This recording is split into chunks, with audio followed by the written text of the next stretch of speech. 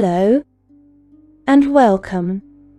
I'm so very glad you have found your way here, back to this quiet, safe place.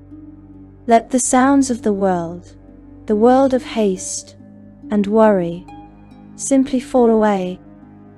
Find a comfortable position, settle in, unknown. Let the light of the candles and the scent of old parchment and leather be your focus. There is nothing for you to do except to relax and to listen. Please settle in, dim the lights, let the noise of your world, the world of hurried sounds and bright screens, simply fade away. There is a world of sea and stone, a world of iron and of blood, a world of merchants and of gods, a world that rests precariously on the edge of a map, a place known as the Sword Coast. It is a world of mortals, of humans, and dwarves, and elves, who build their cities and their lives upon the earth, telling themselves that the ground is solid, that their ambitions are their own, that their rage, their fear, their sudden, violent impulses are born only from their own hearts. They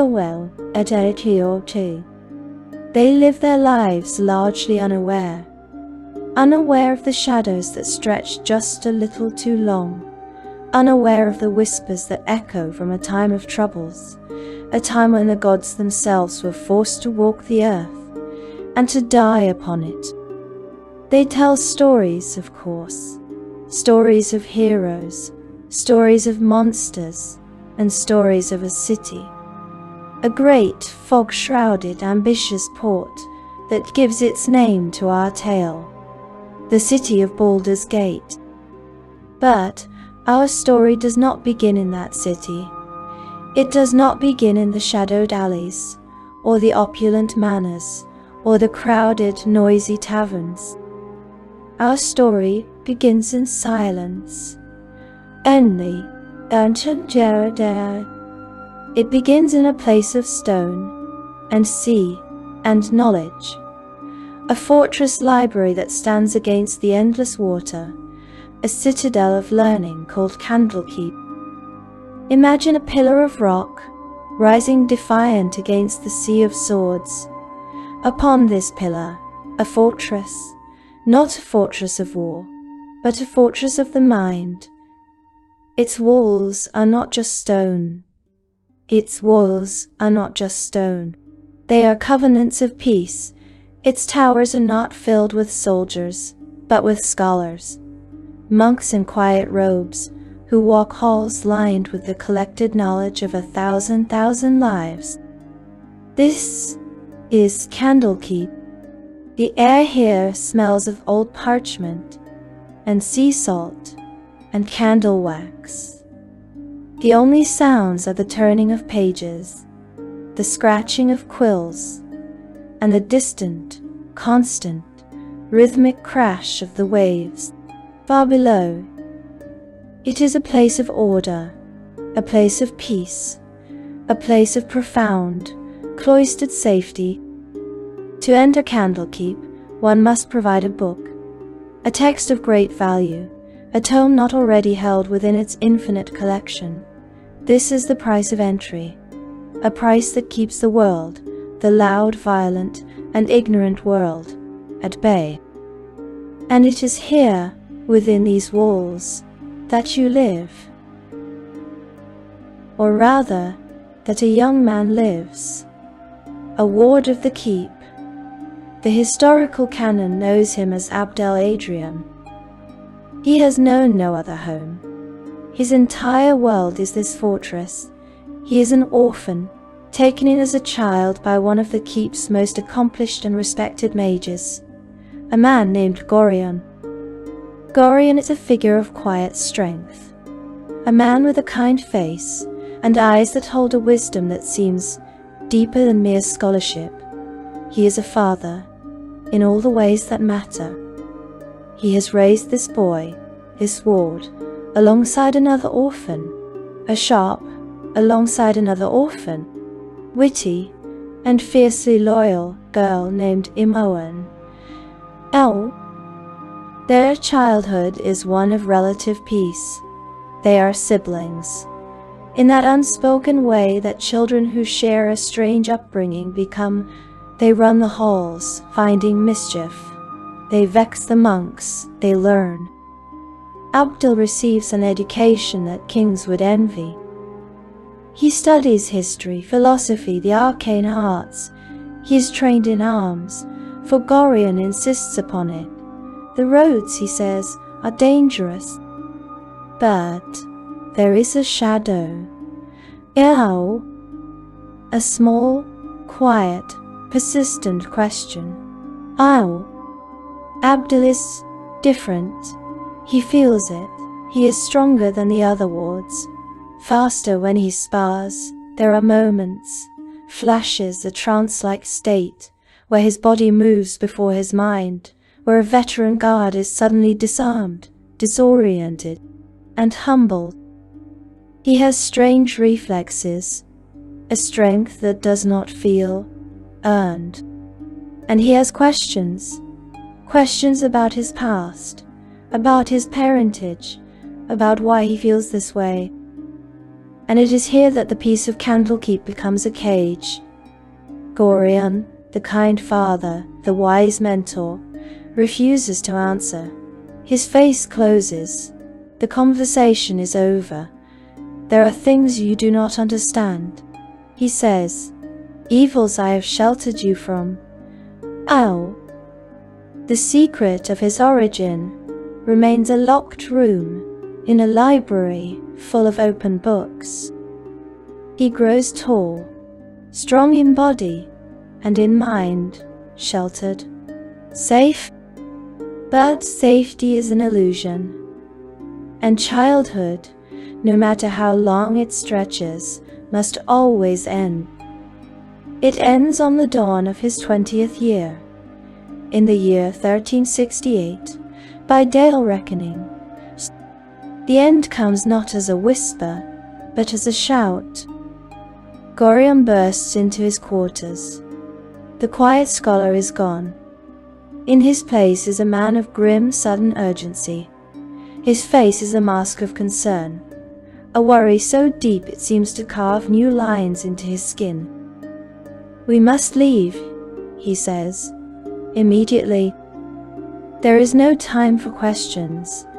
The old refusal is still there, but now it is laced with fear. Son, there are things you do not understand, evils I have sheltered you from. I wish I had time to explain, but you have to trust me. We must leave Candlekeep at once. The words hang in the air, heavy as stone. Trust me. Indel. Endigamaun. There is no choice. Gathering only the leanest of provisions, a sword, some armor, the few belongings that matter, Abdul follows his foster father. They do not leave by the great gates. They do not present a book. They slip out of the fortress through a side passage, a little-used tunnel known only to the monks. They are fugitives, fleeing a home that was, just yesterday, a sanctuary. They travel south. The night is dark. The moonlit road is a strange, alien place to a boy who has only known the warded walls of a library. Gorion is silent. He scans the road. He scans the darkness. He is carrying a burden, a heavy, terrible weight. Abdul has never seen this man, this warrior, this frightened sage. For 2 days, they travel in this heavy silence. The unspoken question, the why, is a third traveler walking beside them. On the second day, Gorion finally speaks. He does not explain the past. He explains the future, a future he may not be a part of. He tells Abdul that if danger finds them, If they are separated, he must flee. He must not fight. He must not return to Candlekeep. He must travel south to a place called the Friendly Arm Inn. And there he must find two people, two allies of Gorion's, a half-elf couple named Khalid and Jahera. He must give them a letter that Gorion presses into his hand. Do not deviate from this, Gorion commands. Promise me, Ni. The unease is a gnawing thing, a mixture of fear and a strange, terrible excitement. The sun begins to set on that second day. The sky bleeds purple and orange. The shadows on the road grow long, stretching like grasping fingers. And out of those shadows, a figure emerges. He is impossibly large, a towering figure, encased in spiked black plate armor that seems to drink the very moonlight. He does not look like a man. He looks like a monument to violence. He is flanked by others, shadowy figures in black leather, their daggers glistening. Goblins, kobolds, lesser things, but the one in the center, the armored figure. He is the storm. His voice is not a shout. It is a deep metallic growl, and it is full of a cold, profound, and personal hatred. Do not be a fool, Gorion. Nay, H-C, into. The voice cuts through the night air. Enil, Nong Chou Gan, Nay, Hand over the child, or perish with him. His time among mortals is at an end. The child. He means you. Gorion, the kindly mage, steps forward. He draws no weapon. He simply stands, a small robed figure against a titan of black steel. The righteous and just will never yield to your evil Deathbringer. And Q. He turns. His eyes meet Abdul's. The command is unspoken. Flee! Gorion shouts. Run, Abdul! Run! Abdul pauses. His sword is in his hand. He is strong. He is fast. He can fight. But the look in Gorion's eyes, it is not a request. It is a final lesson, a final command. There are dire omens unrealized. Entui, Cheryl. Oh. Reluctantly, shamefully, he turns. He runs. He plunges into the underbrush, the branches lashing his face. And behind him, the world erupts. The night is torn apart by the clash of steel, the sizzle and boom of magic. Two of the assassins, the lesser ones, give chase, but they are cut down by a blast of powerful magic from Gorion. The old mage is not just a scholar, he is a warrior. Abdul runs, his heart pounding, his lungs burning. He hears spells. He hears the armored figure roar, a sound of both pain and rage. He fights the desire to turn back. Tears stream from his eyes, tears of shame, tears of loss, tears of confusion. He scrambles up a forested hill, and at the top he turns. He has to look.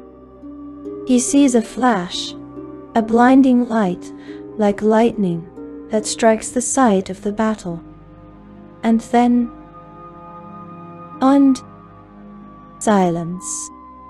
A deadly, heavy, and final silence. He waits. His mind is reeling. The armored figure. He wanted him. Gorion died. For him. He knows he must not go back. Gorion's last command was to flee, but he also knows he must. He creeps back, using every skill his weapons master taught him. He moves from shadow to shadow, his sword held tight. The scene is one of carnage. The lesser assassins are dead, their bodies smoking or cut. But the armored figure, the leader, is gone, vanished. And Gorion lies in a pool of blood, still, lifeless. The man who raised him, the only father he had ever known, the man who held the answers to all his questions, he is dead. No. Rage wells up in Abdul, a feeling, that familiar surge of power, that strength. But this time it is not in a sparring match. It is cold, it is dark, it is a promise. He will avenge this kind man. Ishaya, Kaitio, Nantinadawet Dawodi. He kneels. He prepares to give his mentor a burial, a final rite. The danger is still present, but this he must do. And as he kneels, a figure leaps from the trees. Abdul's sword is up in an instant, but the figure is small, familiar.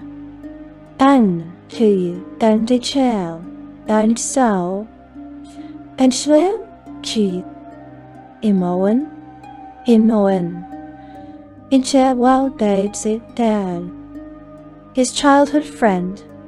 Her face is a mask of horror, excitement, and sadness. She had been suspicious. She had followed them. She had watched hidden in the trees. She saw it all. She saw Gorion fall. "I'm not letting you go alone," she says, her voice shaking, but firm. "I'm not abandoning you." He argues. He insists. It is too dangerous. But she refuses. Her stubbornness, her loyalty, is a small, warm light in a new, profound darkness. He is not alone. After burying Gorion, after saying their quiet prayers, they stand, two orphans, on a dark road. The world they knew is gone, burned away. They have a sword, a bow, a letter, and a destination. The friendly arm, in, L. They have no answers, only questions. Who was that armored man?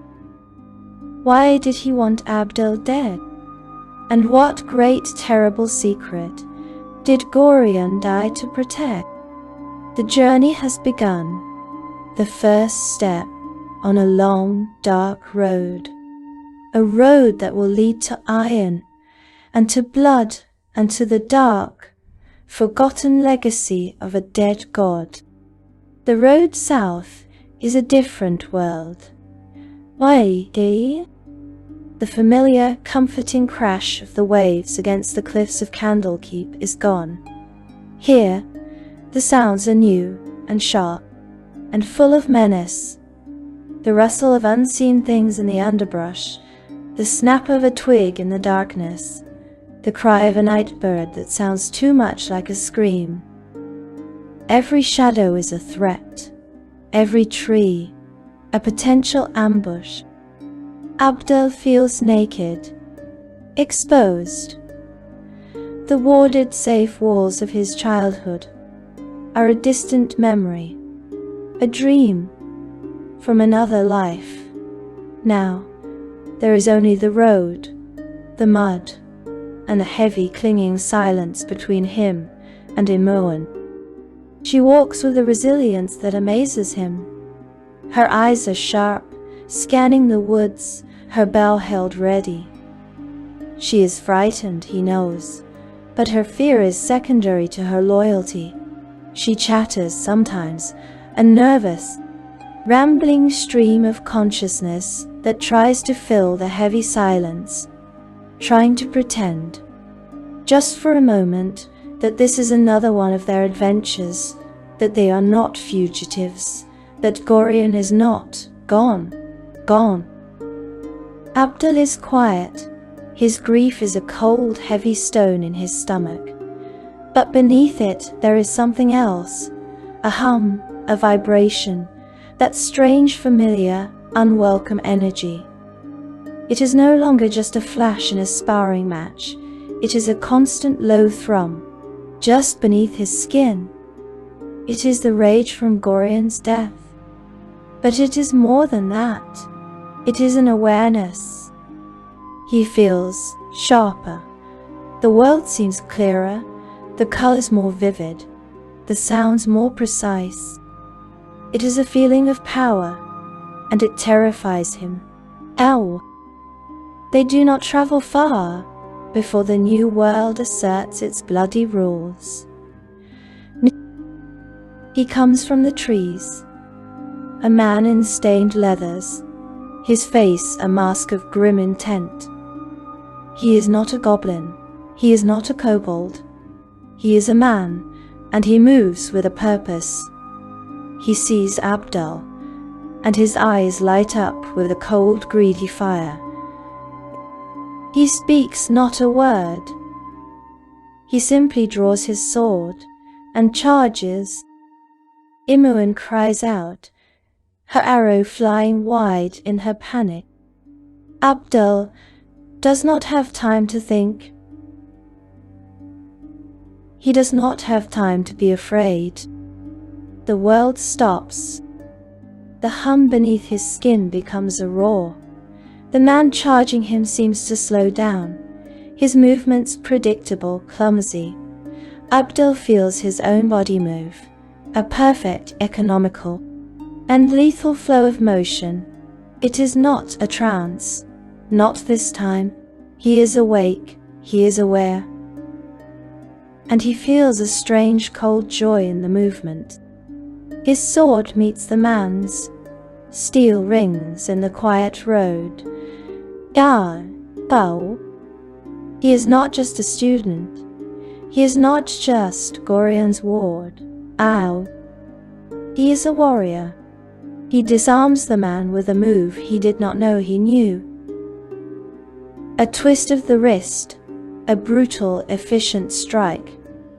The man's sword clatters to the ground. The assassin stares at his empty hand, his face a mask of pure shock. He does not have time to beg. Abdul's blade finishes the fight, a clean, perfect, and utterly final stroke.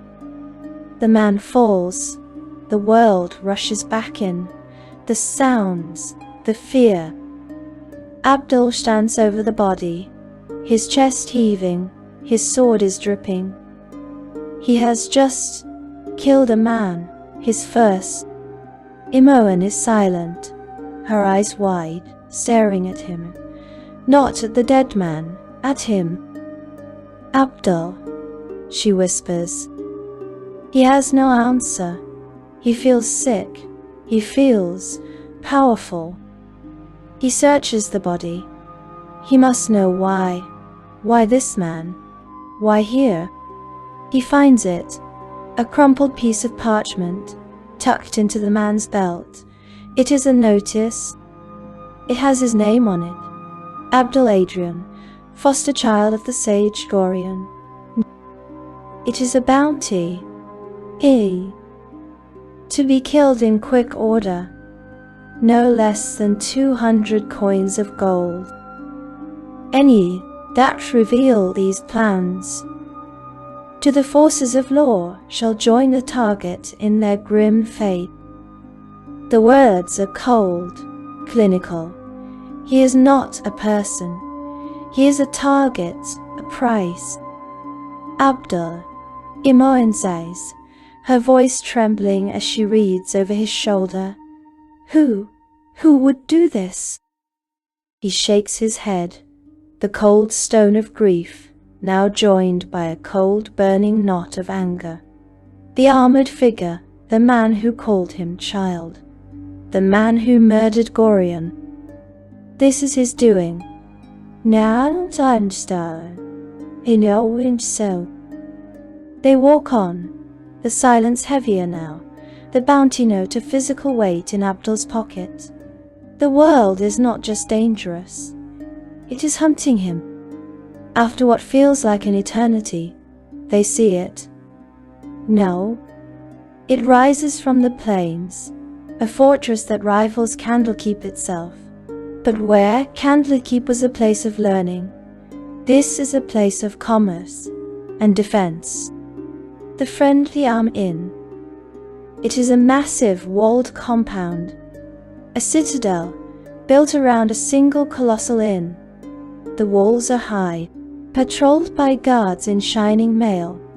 This is not just an inn, it is a sanctuary, a place where travelers pay for true safety on the dangerous roads of the Sword Coast. They approach the gates. The guards are wary, but the road-worn, grim-faced orphans do not look like a threat. They are allowed entry. Inside, the courtyard is a hive of activity. Merchants, mercenaries, adventurers, travelers. The sound of 100 conversations, the clang of a blacksmith's hammer, the smell of roasting meat and ale. It is a world away from the silent, ascetic halls of Candlekeep. It is loud. It is alive. They find the inn itself. A building so large, it seems impossible.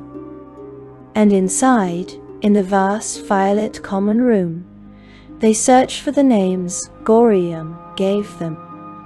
Khalid and Jahira, Abdel as-Sabarmaid, and she points over in the corner, don't look like they want to be bothered.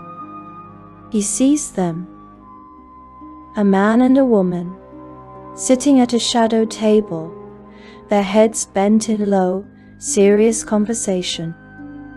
The man is tall, wearing good chainmail, a longsword at his hip. He looks nervous. His eyes dart around the room, and he stutters slightly as he speaks to his companion. This is Khalid. The woman is the opposite. She is beautiful, with dark hair and eyes that seem to miss nothing. She wears leather armor, practical, and carries a wooden shield and a staff. Her face is strong, her posture confident, almost imperious. She listens to Khalid with a patient, if slightly exasperated, fondness. This is Jahira. Abdul and Imoen approach. The conversation stops. Jahira's eyes narrow, sharp and appraising. Can we help you? Her voice is not unkind, but it is not welcoming. It is the voice of a woman who is used to trouble. My name is Abdel Adrian. This is Imoen. We were sent by Gorion. The names change everything. Jahira's mask of indifference cracks. Khalid's nervous energy sharpens into focused concern. In Gorion, Jahira says, her voice softening, where is he? Is he well? Abdul's throat tightens. He cannot speak. He pulls the letter from his tunic, the letter Gorion gave him, his last testament. He hands it to Jahira. Now, jumping to. Her eyes scan the page. Her face pales. She looks up, her sharp gaze full of a sudden, terrible understanding. He knew, she whispers. She looks at Abdul, then at Imoen. Tell us what happened. And so, in the warm, noisy common room of the Friendly Arm Inn, surrounded by the sounds of life, Abdul and Imoen tell their story of death. They tell of the sudden flight, the dark road, the armored figure, the battle, the flash of magic, and the silence. When they are finished, the table is quiet. Jaheira's eyes are closed, her face a mask of grief. Khalid is silent, his hand resting on the hilt of his sword, his knuckles white. His was a terrible loss. Khalid stammers, his voice thick with emotion. Gorion. He was a good man, a brave man. He was more than that, Jaheira says, her voice low and fierce. She opens her eyes, and they are burning. He was our friend. He was a harper. He was a harper. A harper. The name means little to Abdul. We are harpers, Jaheira explains, as if sensing his confusion. An organization. We are dedicated to balance, to protecting the innocent, and fighting evil where it grows. Gorion was one of us. This explains the warrior beneath the scholar's robes. This explains the allies, waiting on a dark road. We wanted to travel with him, Khalid says. We had business south, but he said he had to see his ward to safety first. He looks at Abdul, his eyes full of a shared sorrow. We must honor his wish, Jaheira says. Her grief is already hardening, reforging itself into purpose. But we cannot stay here. We have our own mission. She leans forward. The noise of the common room seems to fade, the world shrinking to this one, shadowed table. There is a sickness in the land, Abdul, she says, an iron crisis. She explains. The iron being shipped from the mines is wrong. It is brittle. It shatters. Tools break. Swords crack. Armor fails. The economies of the Sword Coast are built on iron. And now that iron is worthless. The great cities, Baldur's Gate and Ammon, are blaming each other. Accusations are flying. Lords are rattling their sabers. War is brewing, a war that would soak the coast in blood. We believe this is no accident, Jaheira says. We believe this crisis is being orchestrated. Our path, Khalid picks up, leads to Nashkel. The town to the south, Jaheira clarifies. Near the Cloud Peak Mountains, the mines there are the source of the tainted ore. There are rumors, strange troubles, kobolds, they say, goblins, but we suspect something darker. And miners have gone missing, Khalid adds, his face grim. Turned up, tea torn apart. They're going to Nashkel to investigate the mine, to find the root of this poison before it blooms into open war. Gorion's death. Jaheira says, her eyes fixed on Abdul. That armored thing, and this iron crisis, I do not believe they are unconnected. Evil does not bloom in one place by accident. It spreads, it has roots. She offers them a choice, a partnership, a now. Travel with us, she says, to Nashkel. There will be a safety in numbers, Khalid adds, offering a weak encouraging smile. We will do all we can to protect you, Jaheira promises, her voice firm, for Gorion, and, perhaps, the answers to who killed your father, and why, lie in that dark mine. Perhaps we can find them together? Abdel looks at Imoen. Her eyes are bright. She nods, just once. She's in.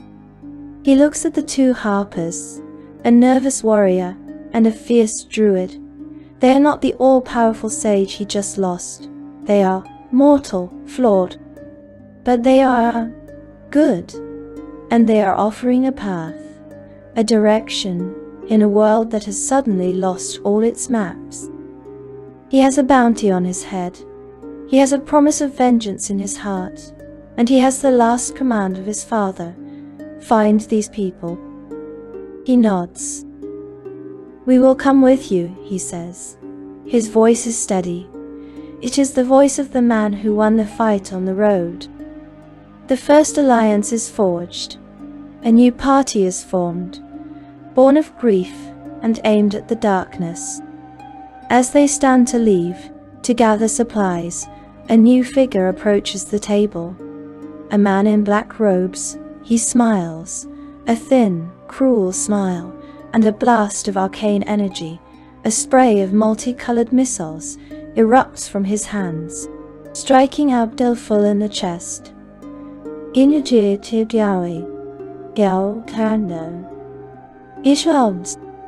The pain is blinding, agonizing. He hears Imoen scream. He hears the clash of steel as Khalid draws his sword. He hears Jaheira cry out an ancient incantation. The battle is joined, right here, in the common room of the friendly arm. In. Abdul staggers, the pain searing his nerves. But beneath the pain, that hum, that roar, the rage returns. The cold, clear, terrible power. He draws his sword. The assassin's smile falters. He sees the look in Abdul's eyes. And he too learns the truth. This is not a child. This is not a target. This is something else. The common room erupts. The blast of arcane energy sends Abdul reeling. The pain, a chorus of white-hot needles lancing through his chest. He stumbles, his breath punched from his lungs. But the pain is distant. It is a thing happening to his body. But his mind is suddenly, terrifyingly clear. He hears Imoen's scream, a sharp, ragged sound. He sees the blur of Khalid, his nervousness vanishing in a flash of drawn steel, his sword a glittering arc, as he lunges to put himself between the assassin and the group. He hears Jaheira's voice, low and resonant, ancient words of power rolling from her tongue as her hands weave in the air. The assassin, a man in black robes, his face twisted in a snarl of arrogant confidence, raises his hand for another spell. He is too slow.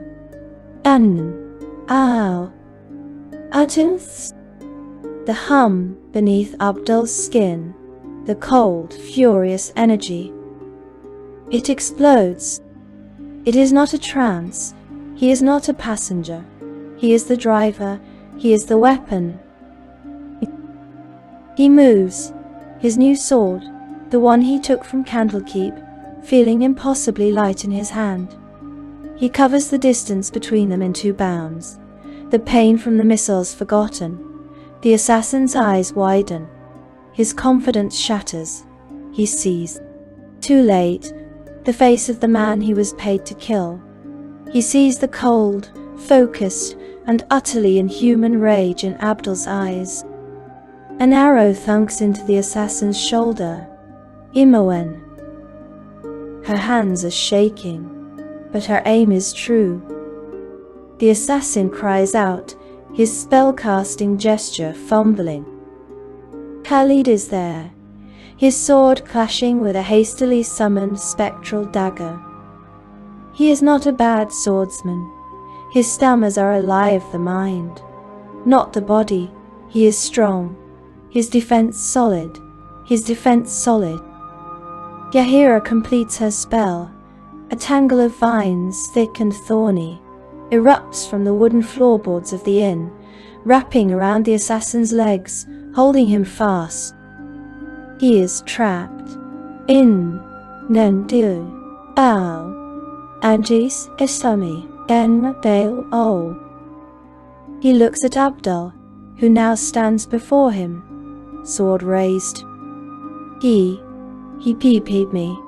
The assassin screams, his voice cracking. 200 G gold. A bounty. Just a bounty. Abdul's face is stone. The assassin babbles, his eyes wide with the terror of his own imminent death. It's just a job. The Iron Throne sees Henterim.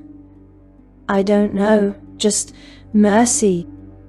The cold energy in Abdul's veins whispers. It demands a final, bloody stroke. It craves the release. He feels a hand on his arm. Jahira. End his soul. Her face is grim, her eyes fixed on his. He is beaten, she says, her voice low but firm. A command, do not become the thing you hunt.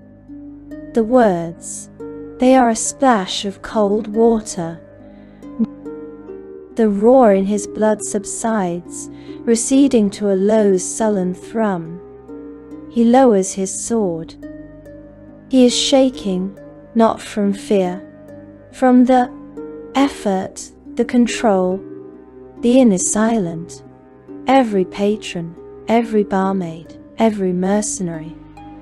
They are all staring. The guards of the friendly arm are approaching, their own weapons drawn.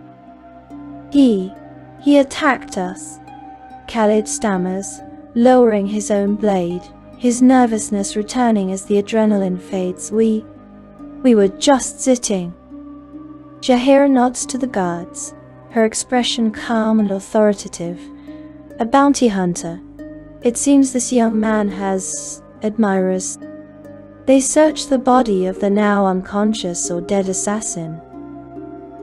And just as the assassin had screamed, they find the proof. Another copy of the bounty note. 200 gold, payable for the head of Abdul Adrian. The weight of the world settles more heavily on Abdul's shoulders. He is not just a fugitive, he is a prize. The guards are efficient. The body is removed. The patrons, seeing the show is over, slowly return to their ale and their conversations, though their whispers are now all directed at the shadowed corner table. You see, Jahira says, her voice quiet, her eyes searching Abdul's face. The road will not be easy. You are a marked man. We are all marked. Now, Imuin counters, her chin high, though her hands are still trembling. We're in this with him. Jahira looks at her, a flicker of a smile, a brief approving nod. So it would seem. We should leave, Khalid says, sheathing his sword. And Nashkel. We must get to Nashkel. It isn't safe here. He is right. The friendly Armin is a sanctuary. But it is also a beacon. Every bounty hunter, every cutthroat on the Sword Coast will eventually pass through its gates. Their alliance, forged in grief and now tempered in sudden, shared battle, is set. They gather their meager supplies. Abdul takes the magical scrolls he found on the first assassin, a small but useful inheritance.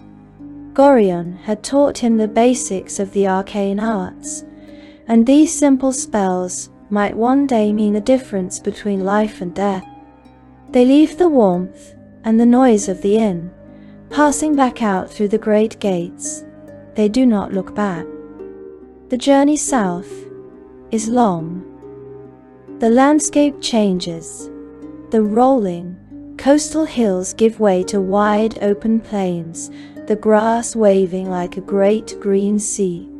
The road, the coastway, stretches before them, a muddy ribbon leading to the horizon. And the road is not empty. Entebort is not. It is fraught with peril. Salient. They are beset by another group of assassins. This time they are not caught by surprise. As the men step from the trees, their own blades drawn, the party is ready. This battle is different. It is not a panicked brawl. It is a dance. Khalid, his fear forgotten, engages the leader, his blade a wall of steel. He is a defensive fighter, a rock. Jaheira moves with a fluid grace, her staff cracking against a skull, her voice calling on the power of the wild, entangling vines. A spray of thorns. She's a druid, a warrior of nature, and her power is quiet, and deep, and angry. Imoen is a shadow. She darts from cover to cover, her bow singing, her arrows finding gaps in armor, distracting, wounding, killing. And Abdul. Abdul is the storm, ain't he? He moves through the fight, that cold, clear power rising to meet the challenge. He feels a surge, a mix of grief and rage he cannot place. He fights with a skill that surprises even himself. His sword is an extension of his will.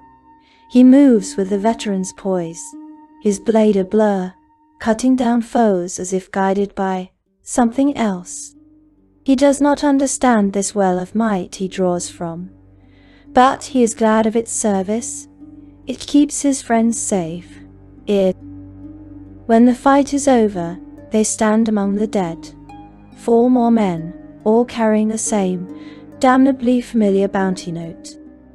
They are breathing heavily, but they are unharmed. They look at each other. A new respect is dawning. Khalid claps Abdul on the shoulder, his stutter for a moment. Gone well fought, he says, with a genuine, if brief smile. Jaheira simply nods, her eyes appraising. You have your father's strength, Abdul. She means Gorion. But Abdul wonders. They continue south. The days blur. They camp at night, huddling around a small smokeless fire. Khalid and Jaheira tell stories of the Harpers, of their travels, of their fight for balance. They are married, their bond a quiet, comfortable thing. His nervousness is a foil for her iron will. They bicker sometimes, like an old couple, but their love is a tangible protective thing. Imoen, in the face of this constant danger, becomes the group's heart. She is the light. She tells jokes. She practices her lock-picking on old ruined chests they find. She scouts ahead, her sharp eyes spotting an ambush before it can be sprung. And Abdul. Abdul is quiet. He practices with his sword. He reads the spells from the scrolls. And he worries. He worries about the power inside him. This thing that rises in battle, it feels good. It feels right. And that, more than all the assassins on the road, is what truly frightens him. They arrive in Nashkel.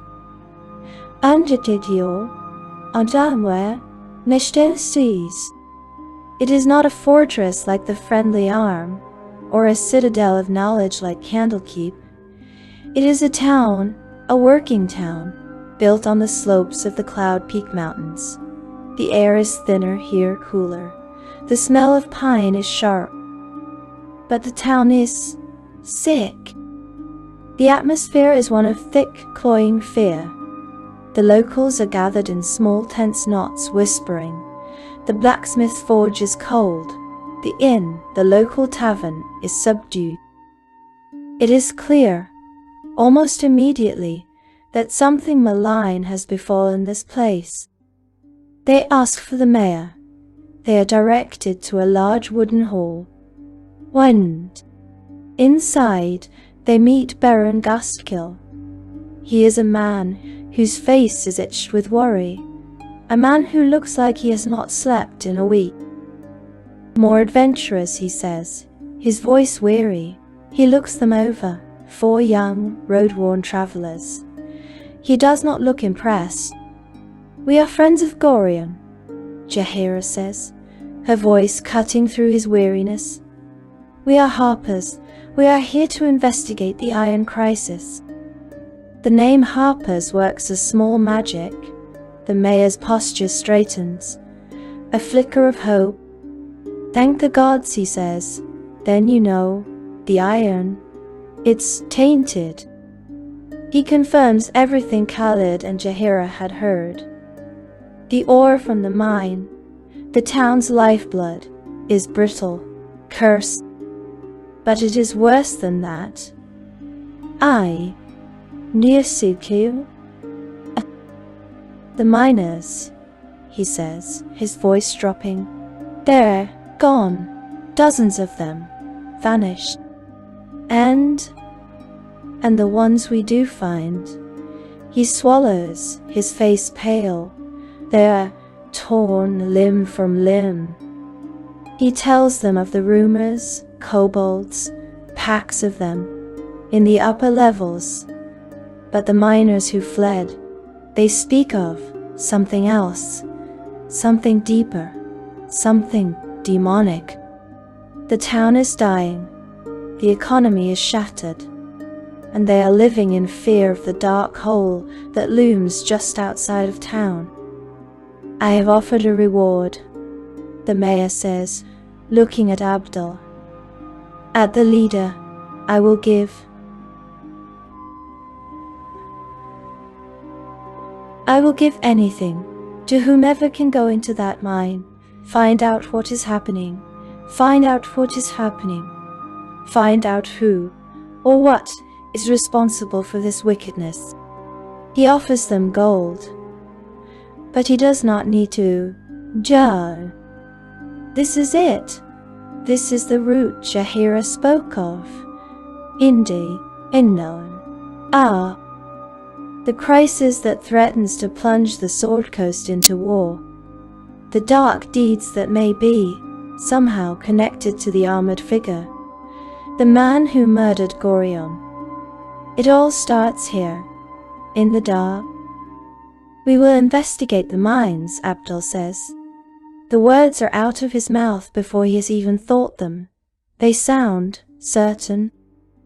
The mayor's face is a mask of profound, desperate relief.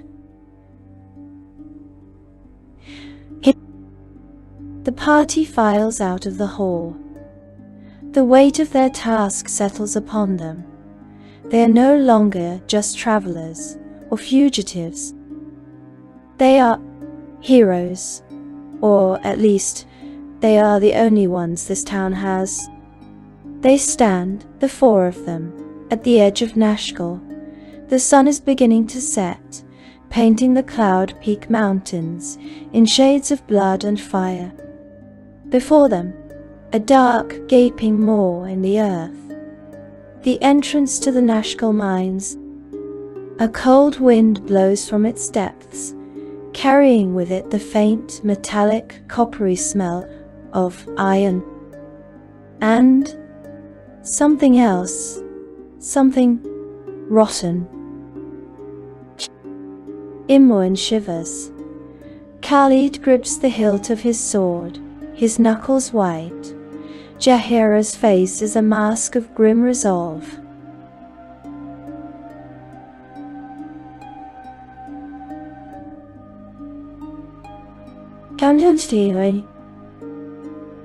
Jaheira's face is a mask of grim resolve. Abdul looks into the darkness.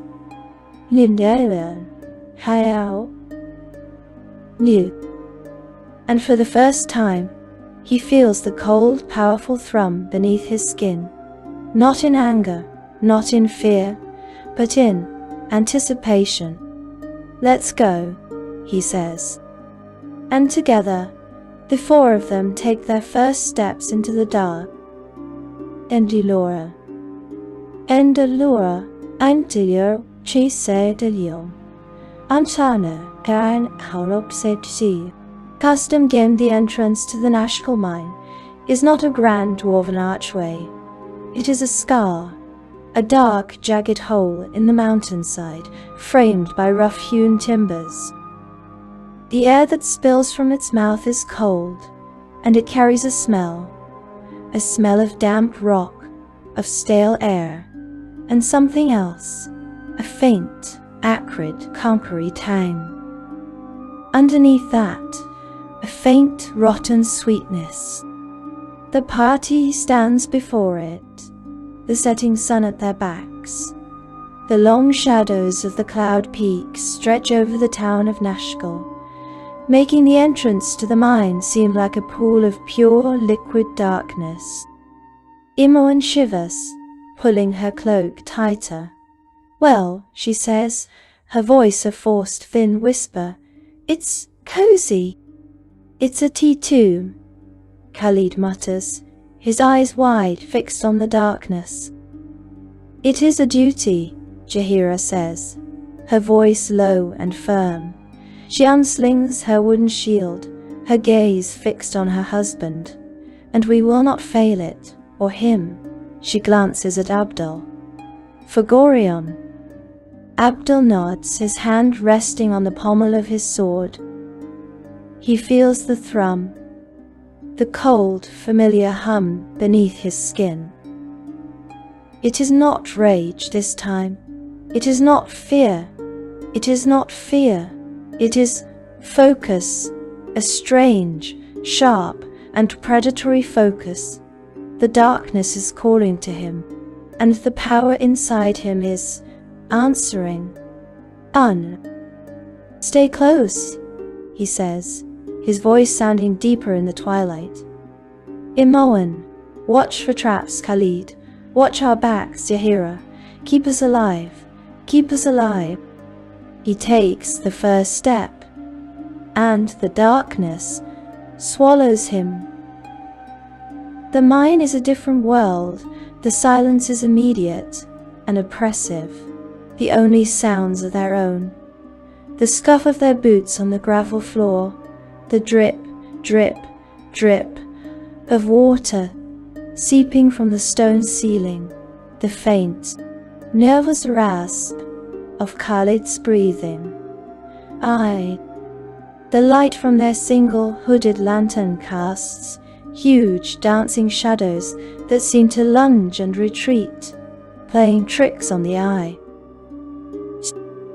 It does not take long to find the first signs of trouble. Interred artists. The upper levels are a mess. Mining equipment lies scattered, abandoned. Carts are overturned. The tunnels are littered with the detritus of a panicked flight. And then, the kobolds. They are not a disciplined army. They are a swarm. Small, yapping, reptilian creatures, their red eyes glittering in the lantern light. They burst from side tunnels, their crude spears and rusty swords held high. The first fight is a chaotic, desperate brawl. Khalid forms a wall, his shield taking the brunt of the attack, his long sword a steady, if nervous defense. Jahira's staff is a blur, and her voice sharp and clear, calls on the strength of the earth. A spray of thorns bursting from her hand, shredding the front line of attackers. Imoen's bow sings, arrows punching through the small creatures. And Abdul is death. He moves through them, the thrum in his veins a song of battle. His blade rises and falls, a perfect, economical, and brutal rhythm. He does not waste emotion. He does not feel the small cuts and bruises from their desperate claws. He is a whirlwind of focused cold steel. The swarm breaks. The few survivors flee, yapping, back into the darkness. The party is left breathing hard, in a tunnel suddenly filled with the dead. "See," Khalid says, wiping his brow, his hand shaking. Just kobolds. We can handle kobolds. Yahira shakes her head, her face grim as she inspects one of the bodies. This is too easy, she says, her voice low. Kobolds do not organize like this. They do not shatter an entire mine. They are a symptom, not the disease. She is right.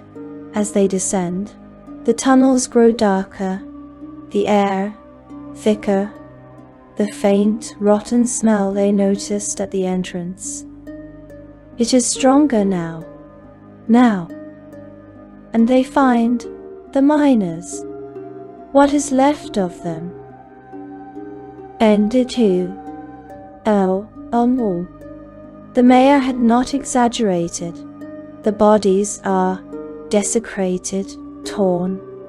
This was not the work of a few small yapping creatures. This was savage. Imo and Gags turning away. Khalid mutters a quiet prayer. Abdul feels the rage, his rage rise. The cold thrum inside him turns hot.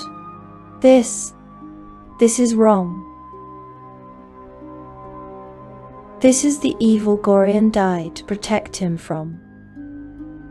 This is the evil his new friends are fighting. He pushes on, his pace quickening. They descend, deeper, past the upper levels, past the abandoned barracks, past the veins of brittle, useless iron. The kobolds they find now are different. They are more desperate. They fight with a suicidal fury. They are not just raiding, they are guarding.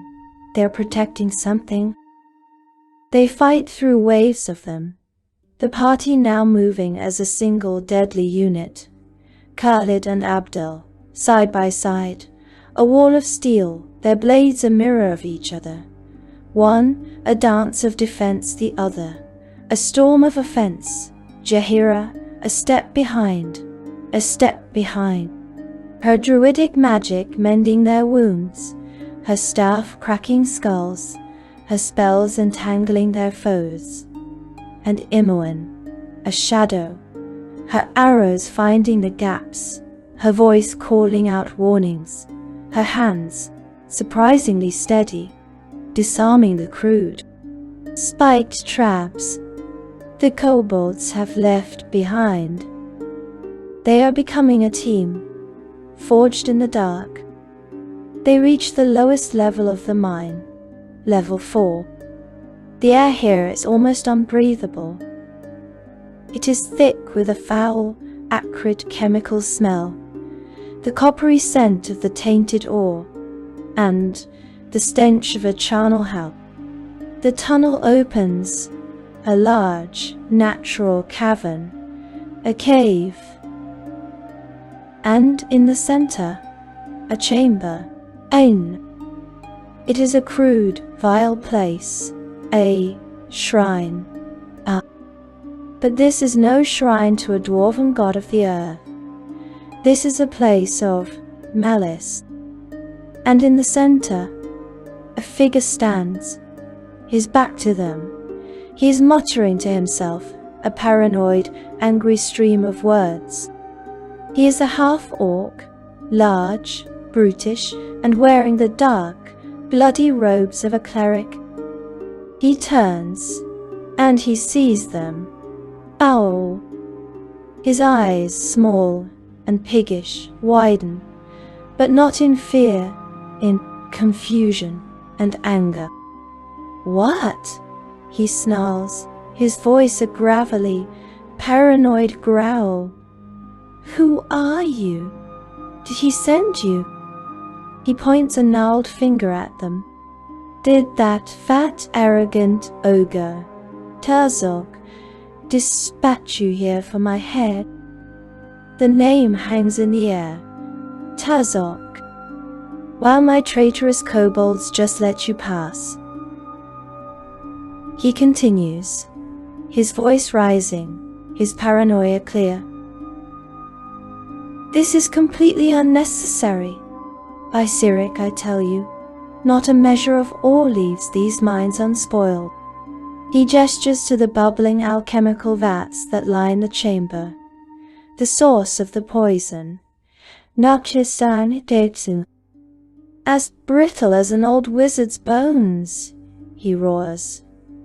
And yet, you are here to execute me." He seems to realize, in that moment, that they are not who he thinks they are, that they are not allies. His face twists into a mask of pure rage. "Then you will die." With a scream, he slams his unholy staff onto the stone floor, and at the bones, the piled, desecrated bones of the miners, they begin to stir. Skeletons, 6 of them, their empty sockets glowing with a faint malevolent red light. They rise, their bony claws grasping at the air, and shamble forward. "This," Jaheira whispers, her voice tight, "is the disease."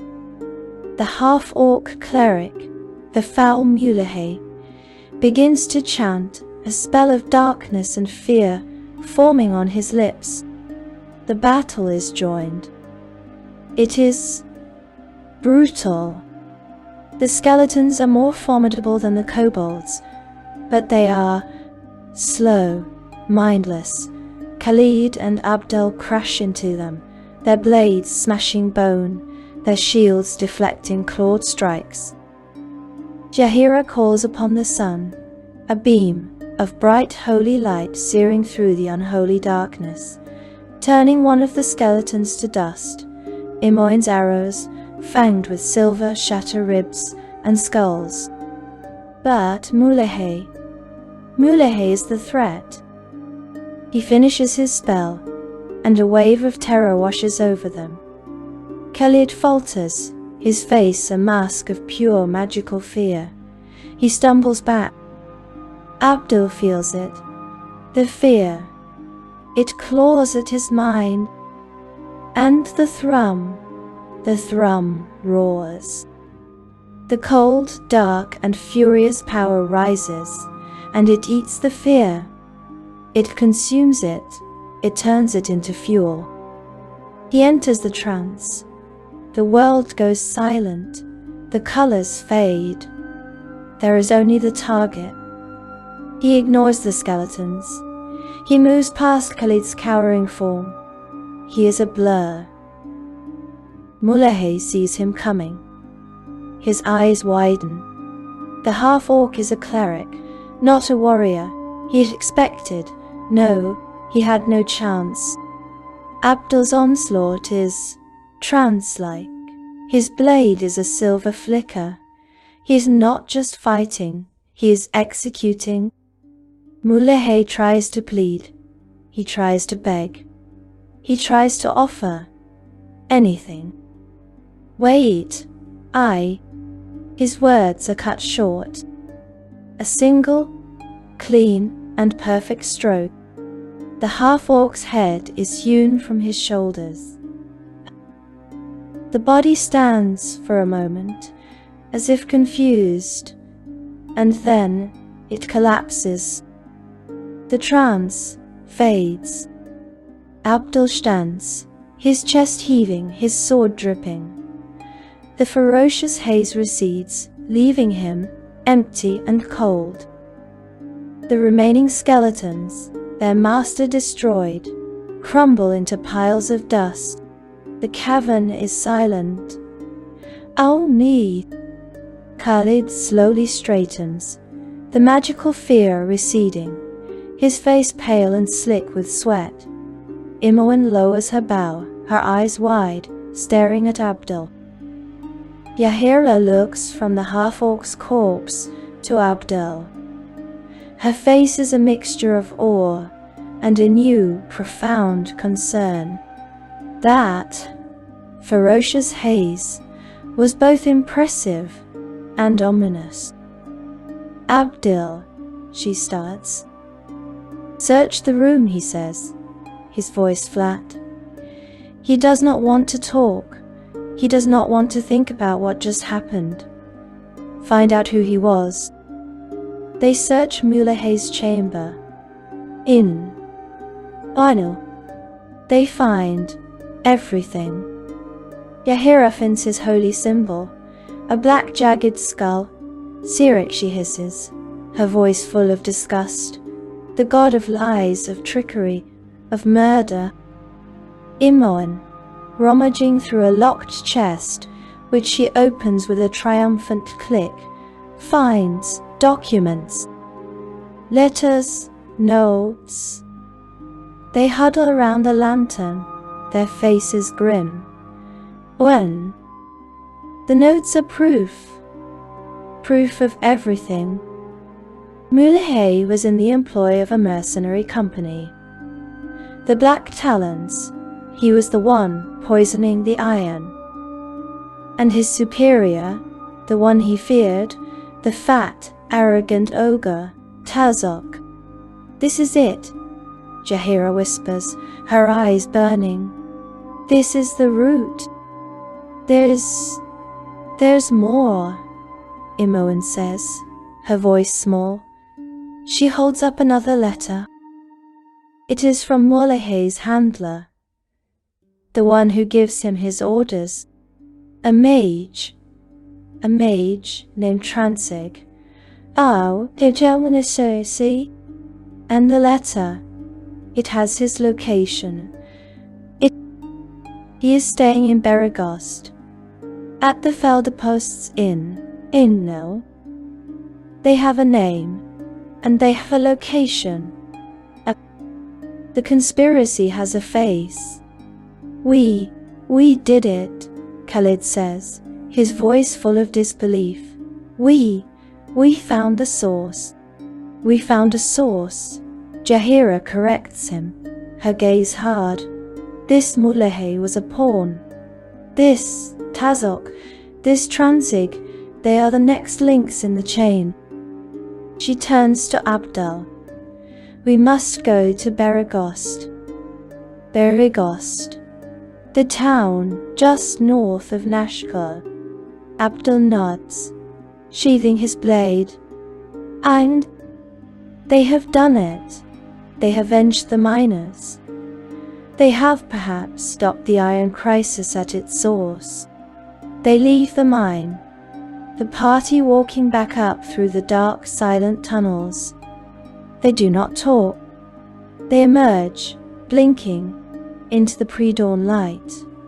The air of the mountains has never felt so clean, so fresh. They return to Nashkal, to the mayor's hall. They present him with Mulahay's unholy symbol, proof of the cleric's demise. The mayor weeps. He calls them heroes. He gives them their reward, 900 gold coins, a fortune. Word spreads. The town, just yesterday sick with fear,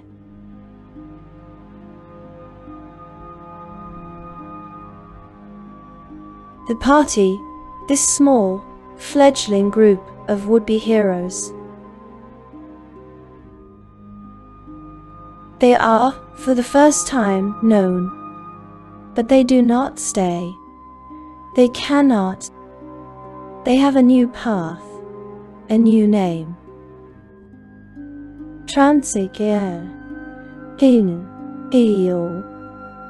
The breadcrumbs are laid, and the party, their resolve hardened, their purpose clear, turns north.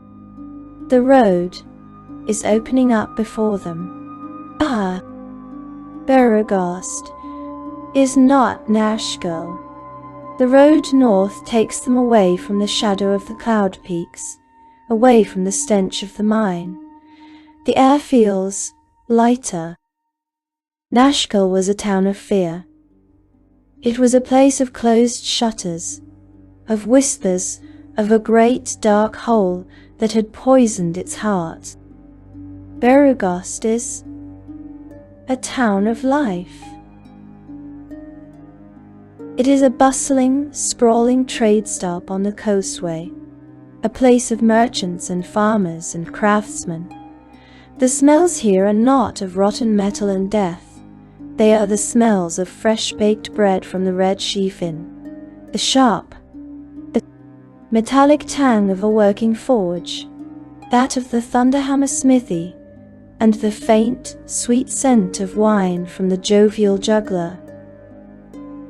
This is normalcy, enchanted whole. This is the world they are fighting for. loreDND. And for the first time, as they walk the cobbled streets, they are not invisible, and they're not just four road-worn travelers.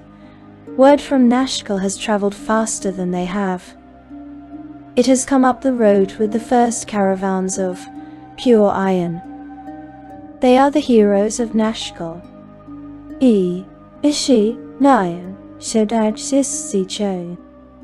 People, look at them. They point, they whisper. But the whispers are not of fear. They are of awe. A merchant offers them a free apple. The town guard nods to them, a gesture of respect. It is a new and heavy and uncomfortable mantle.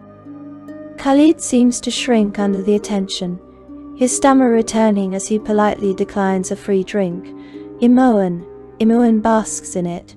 She smiles, she waves. She is, for a moment, not an orphan running for her life, but a hero on an adventure. Yahira is impassive. She watches the crowds, her eyes appraising, as always. This attention, she knows, is a new kind of danger. It makes them conspicuous. And Abdul just feels the cold, the thrum, the ferocious haze that had taken him in the mine. It is quiet, but it is present. He is acutely aware of the weight of his sword. He is aware of how easy it would be to solve problems. He remembers Jahira's look, the awe and the concern. He remembers the feeling of Mulahay's head separating from his body. The perfect, clean, and terrible feeling of it. This town, this normal, happy, bustling town, it makes him feel alien, like a wolf in a town of sheep. They have a purpose, a name, Transig. The note said, "The Felder Post's Inn," Khalid whispers, pulling his cloak a little tighter, as if to ward off the stares. It is one of the three great inns of the town. Easy to find, a large, respectable-looking building, its sign creaking in the breeze. They do not pause. They do not rest. They do not celebrate their newfound fame. The chain must be followed. And, under, they push open the door. The common room is a common room. It is loud. It is smoky. It is full of travelers, merchants, and a few bored-looking mercenaries. No one looks up. No one here knows who they are. They are, once again, anonymous. It is a relief. Yahira approaches the innkeeper, a balding, busy man. "We are looking for a guest," she says, her voice low and smooth. "A mage named Transig." The innkeeper's eyes flicker. A flicker of what? Fear? Annoyance? "Second floor," he grunts, not looking up from the tankard he is cleaning. "Room 3, paid for a week. Don't bother him." That is all they need. The party moves as one. They do not discuss it. They do not plan. They know. They move past the common room, to the stairs. Ow! The sound of their boots on the wooden steps is the only sound. The thrum in Abdul's veins is a low, quiet, waiting thing. They reach the second-floor landing. A hallway. 4 doors. Room 3. Imogen steps forward, her small, delicate tools already in her hand. She kneels at the keyhole. Her hands are steady. She's not a frightened girl from Gorion's burial. She's a professional. No traps on the lock, she whispers. But I hear something scurrying and a man muttering, like Mulahe. Abdur nods. Into something Ichani dear. He looks at Khalid. Khalid nods back, his hand on his sword. His face is pale, but his eyes are set. He looks at Jahira. She grips her staff, her knuckles white. They are ready.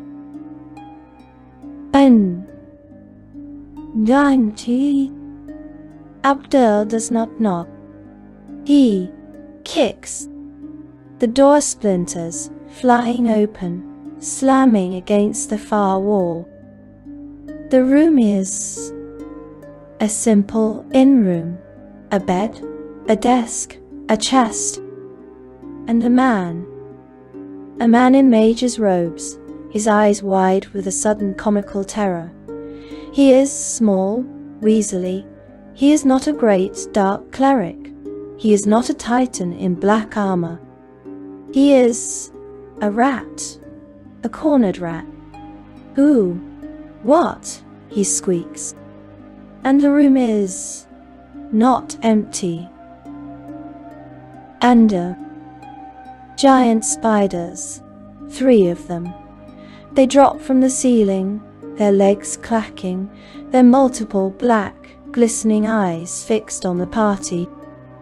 Transig, the cowardly mage, he has pets. Kill them, he screams, his voice cracking as he fumbles in his robes for a scroll, for a component. Kill the II intruders. This is not a battle. It is an extermination. The party that had fought its way through the entire Nashkel mine, the party that had executed a high cleric of Sirik, they do not pause. Khalid and Abdul form their wall of steel. The spiders, as large and terrifying as they are just beasts. Khalid's blade holds one at bay. Ishanistan Isel. Yahira's staff cracks, shattering the carapace of the second. Imoen's arrow sinks to the fletching, into the eye of the third. And Abdul moves past them. Ndio. The thrum is cold. It is efficient. He sees Transig. The mage has a scroll. He is beginning to chant. Abdul is faster. And Adil. He crosses the room in 2 strides. His sword is not raised for a great heroic blow. It is held low. He stabs. A single, economical, and brutal thrust. Transang's eyes go wide. He looks down. He sees the sword buried to the hilt in his chest. He opens his mouth. A small, wet, gurgling sound is all that comes out. He slumps, dead. The encounter is uneventful. It is easy. The party stands in the silent room. The 3 dead spiders, the 1 dead mage at their feet. They are, all of them, breathing normally.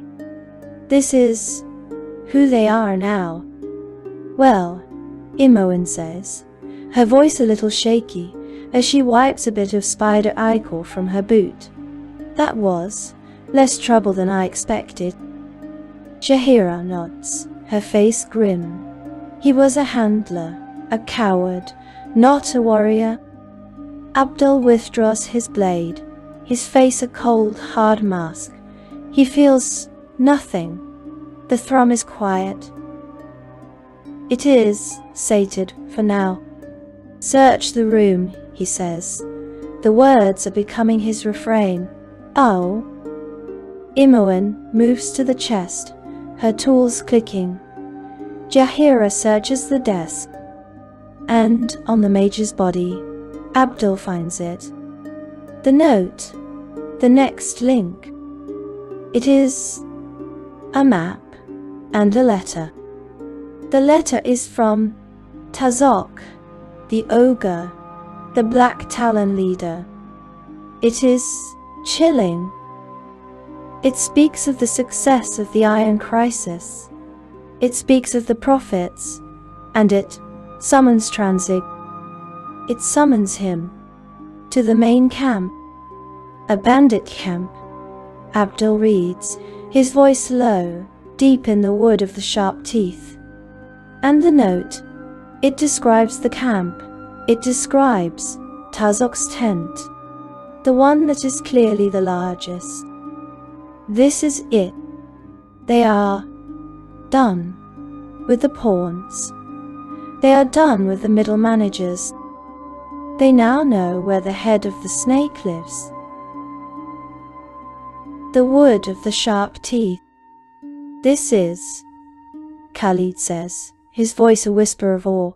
This is the heart of it. The Black Talons, the BB bandits. They are the ones behind all of it. Jaheira finishes, her eyes burning with a cold green fire. The Iron Crisis, the assassins, the bounty, and perhaps the man who hired them, the armored figure, the man who killed Gorion. He will be there. Or at least the one who reports to him, Tazok. The party stands in the small bloody room, in a small bustling town. They have the map, they have the target. They are no longer investigators. They are no longer heroes. They are hunters, and they are going to war. The wood of the sharp teeth. In turn,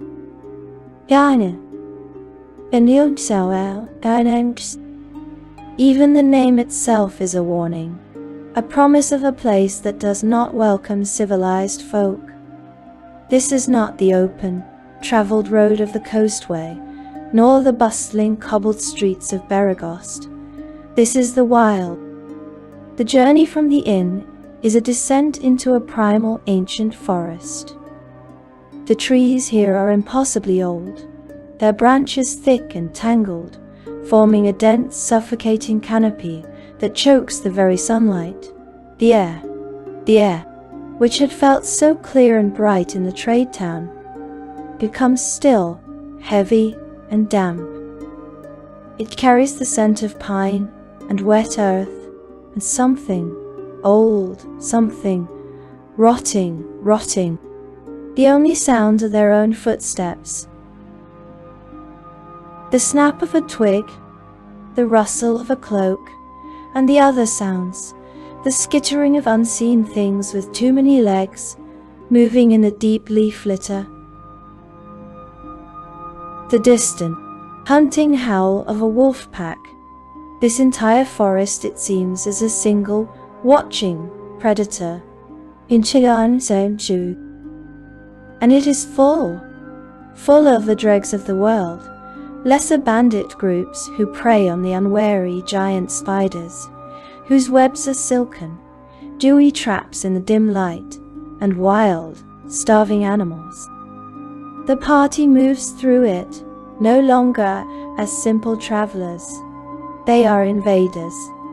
They are becoming a single, cohesive creature, a four-headed, steel-toothed entity. They do not need to speak. A simple glance from Jaheira is enough to make Imuin freeze, her hand on her bow, her eyes scanning the canopy. A low, nervous hiss from Khalid, and Abdel's sword is in his hand, his shield rising, his body instantly placed between the unseen threat and his friends. They are becoming hard. The journey takes days, or perhaps it is all just one long, green and shadowed night. The world outside of this suffocating wood, it fades. There are no heroes of Nashkel here. There is no bounty on a foster child's head. There is no past. There is only the hunt. Oh. There is only the map, clutched in Abdul's hand, the map that leads to Tezok. The name has become a mantra, a destination. The fat, arrogant ogre, the leader of the Black Talons, the man who hired the cowardly Transig, the man who employed the dark cleric Mulehe. He is the next step, the large, ugly step that will bring them closer to the armored figure. Jiao. Hi. Abdul feels the thrum. It is always with him now. It is not the raging storm it was in the mine or the first chaotic battles. It is a hum, a low, predatory and patient hum. It is the engine inside him, idling inside him, idling, waiting. And then they find it. Imoen, scouting ahead, her steps as silent as the falling leaves, returns to them, her eyes wide with a mixture of fear and excitement. "It's big," she whispers, her voice a mere breath of air. "It's a town of bastards." They creep forward, the four of them, to the edge of a low ridge, and they look down. It is a camp, but that word is far too small. This is a fortress, a sprawling, chaotic, and heavily armed fortress, dug into the very heart of the forest. There are dozens of tents, perhaps hundreds.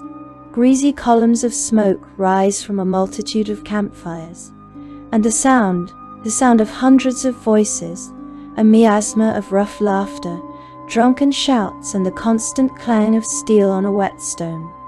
It rises up to meet them. This is not a small hidden thing. This is an army. No, and now. "By the G-gods," Khalid whispers, his face the color of ash. We can't. This is too many. "We are not here for them," Jaheira says, her voice a low, fierce hiss. She is pointing. She points to the center of the camp. There, separate from the lesser, dirty tents, stands a pavilion. A massive, peaked and opulent tent, the one the note described, the one that is clearly the largest. Tadzok's tent, Andio, Nishtaine, Adar, Adi. "We cannot just walk in," Khalid stammers. "We won't," Abdul says. His voice is flat. The hum is rising. We wait. They wait. They watch as the grey forest light bleeds into a bruised purple dusk. The fires in the camp burn brighter, their light casting wild, dancing shadows. The sounds grow louder, drunker, more confident, more. This is their chance. Eternal. It is Banway to Didin. Shibli now change directions. They do not infiltrate. They move. Move. 4 shadows, detaching themselves from the greater shadow of the forest. They move past the drunken, clumsy sentries. Imoen, a ghost, her hand on her dagger. Just in case, but it is not needed. The arrogance of the camp is their greatest ally. Who would be so foolish as to attack an army? They slip from the shadow of one tent to the next, the sounds and smells overwhelming. Unwashed bodies, stale ale, roasting meat. Their own fear is a sharp metallic taste in the back of their throats. But they push on. They reach the pavilion. 2 guards stand at the entrance flap, but they are distracted, their heads tilted, listening to the conversation inside. Abdul does not wait. He moves. The hum becomes a roar. He is a blur. He is on the first guard. His hand clamps over the man's mouth, stifling the cry as his blade sinks, just once, perfectly, between the ribs, a silent, perfect motion. Khalid, seeing him, mirrors the action. His own blade silences the second guard. The party stands, the 4 of them, at the entrance to the tent. And they hear the voices, Hijaldel, Wanijant, and the boy, a deep, gravelly,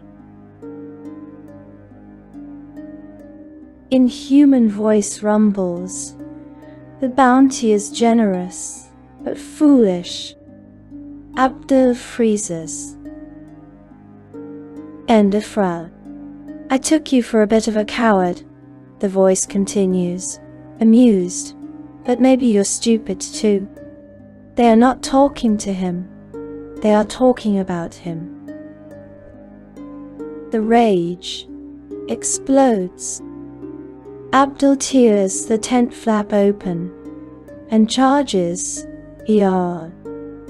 The scene inside is a hellish, flickering tableau, a large, dimly lit space.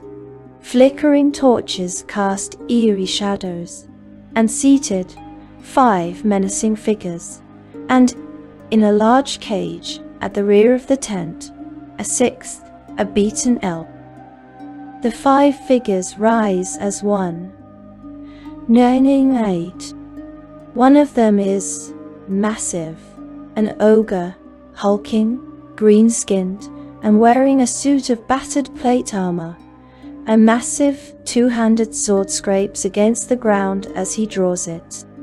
He grins. Well, well, the gravelly voice rumbles. It is Tazok. His small, hateful eyes are fixed, locked on Abdul. Would you look at that, boys? Who needs to offer a bounty when the target will just come right to your front door? The other 4 draw their weapons.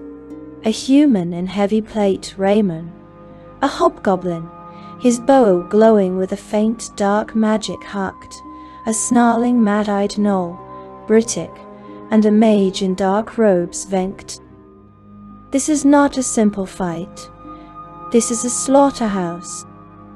Bring me his head, boys, Tazok roars, and the battle is joined. Indo. It is pure screaming chaos. Khalid, his nervousness burned away by adrenaline, roars a challenge of his own and meets Raymond's charge. Steel crashes on steel, a furious, desperate duel. Jahira chants, ancient words of power. Jahira chants. Her staff a blur. She summons the power of nature, magic striking the gnoll Britic, even as she calls on her divine magic to heal her friends. Imoen moves, a true rogue, a shadow in the chaos. She positions herself, her new bow up. She knows the target, always the mage. Arrows fly at Venkt. Even the elf in the cage tries to help. He mocks the mage, throws small stones. Venkt, snarling, unleashes a ray of foul, green energy, choking the elf in a nimbus of poison. But the distraction is costly. Imoen's next arrow lands. Deep in the mage's turned back. He falls, his spell forever silenced. And Abdel is the trance. He is the storm.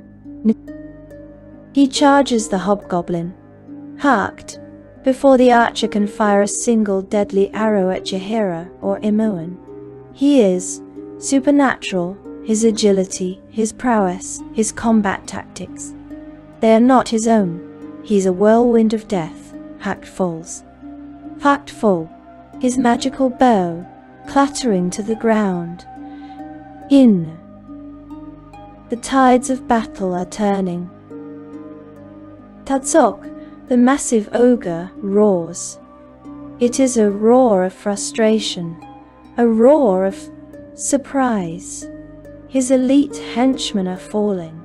This boy, this target, is destroying them. He charges Abdel, his greatsword swinging in a wide arc, aimed to cleave the boy in two. But Abdel's speed, his finesse, they are unmatched. He dodges, he parries, he encounters. He is frustrating the ogre lord at every turn. The last of the henchmen fall, Rayman, slain by Khalid's stubborn, defensive steel. Brittic broken by Jaheira's relentless magic. It is 4-on-1. Tatsuk is mighty, but he is not a god. He is not even a fanatic. Abdul's blade, Khalid's blade, Jaheira's spells, Imoen's arrows, they are wearing him down. The realization hits the ogre. He is in danger.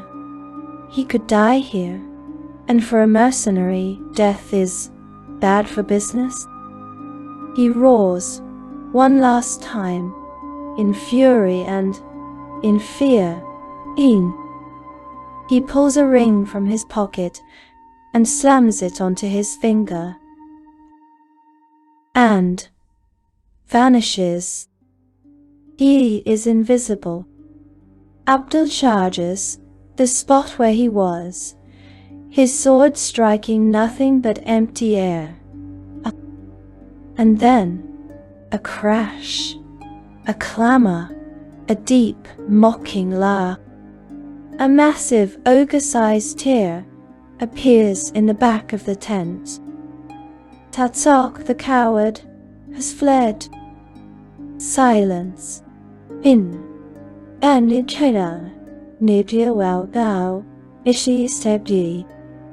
The trance fades. Abdul stands, his chest heaving, his body covered in sweat and blood. The tent is a wreckage. The bodies of Tatsok's lieutenants lie cooling on the floor. The adrenaline subsides, and Abdul feels it. A presence. A watching presence. He does not know its origin, but he knows he is being watched. The party looks at each other, battered, bloody, but alive. And then a cough from the cage. The elf. He is still alive, still suffering from the effects of Vengt's poison. Jaheira rushes to him, her hands glowing as her healing magic flows. Imoen, meanwhile, picks the lock on the cage. The elf stands, shaky but alive. "Thank you," he says, his voice smooth despite the ordeal. Tatsok, he stole my ring, a Chalnai ring, a sand thief's ring. That is how he escaped. He introduces himself, Endasai, a spy like them. He was investigating the Iron Crisis. He had tracked the clues here before being captured. He, Tazok, he will be headed for the Cloakwood, Endosai says, his voice gaining strength, to the mine. The real mine. That is where the stolen, untainted iron is. While he speaks, Imuin is searching. She moves to a large chest, Endosai. He warned me this was trapped, she whispers. Her hands are a blur, a click, a whir. The trap is disarmed. Inside is Tazok's secret stash. Treasure, gauntlets of mastery, a magic shield, a new sword for Khalid, potion scrolls, and the hobgoblin's bow, the glowing magical bow. Imoen takes it, her eyes wide with its power. And documents. Always the documents. They huddle together, and they read. And the world shifts. The Black Talons, the bandits, they are mercenaries in the employ of a merchant organization. Oh, a name they have not seen before. The Iron Throne. And the notes confirm everything. Tazok reports to a mage named Davion. Davion runs the Cloakwood Mine, Mittiaway. And there is another name, obscure, mentioned only once. Sarevok. The bandit camp was nothing. The Nashkel mine was nothing. They were distractions. The real source, the real evil, it lies ahead, in the Cloakwood. Endosai retrieves his own gear, thanks the party again, and with a bow he departs. A spy must spy. The four of them are left alone, in the ruined tent of their vanquished and vanished foe. Now, they are no longer avenging a father. They are no longer solving a local crisis. They are unraveling a realm-wide conspiracy. And say they are at war with the throne. And the hum in Abdul's veins is no longer just a hum. It is a destiny. The withdrawal from the bandit camp was not a flight, it was a victory. How? They slipped out as they had slipped in, four shadows melting away from the chaos they had wrought, leaving the burning ruin of Tazok's pavilion behind. The camp, having lost its head, did not pursue. The army, now a leaderless mob, was already beginning to devour itself, its shouts turning from unified anger to panicked, greedy squabbling. Hours later, deep in the relative safety of the woods, they made a small smokeless camp. The silence was thick, charged with the unspent adrenaline of the battle. They had won. They had faced 5 of the Black Talon's elite and an ogre lord, and they were the ones who walked away. Imoen was practically vibrating. She sat cleaning Hack's magical bow, her bow now, with a possessive, almost loving care. She chattered, a breathless stream of consciousness. Did you see, when he, and then you, and Jahira, that spell, and Khalid, you charged. Khalid was quiet. He was staring at his own blade, the new magical sword taken from Tazok's chest. He had charged, he had fought Raymond one-on-one, and he had won in the aftermath of the battle. His nervousness, his stammer, had been burned away, leaving the quiet, steady bearing of a warrior. Yahira, as ever, was the pragmatist. She finished binding a shallow cut on Khalid's arm, her touch gentle, but her eyes were hard. They were fixed on the documents, the papers from Tazok's chest, spread out in the dim firelight. "The Iron Throne," she said, the name sounding heavy and cold. "This is larger than a simple bandit lord.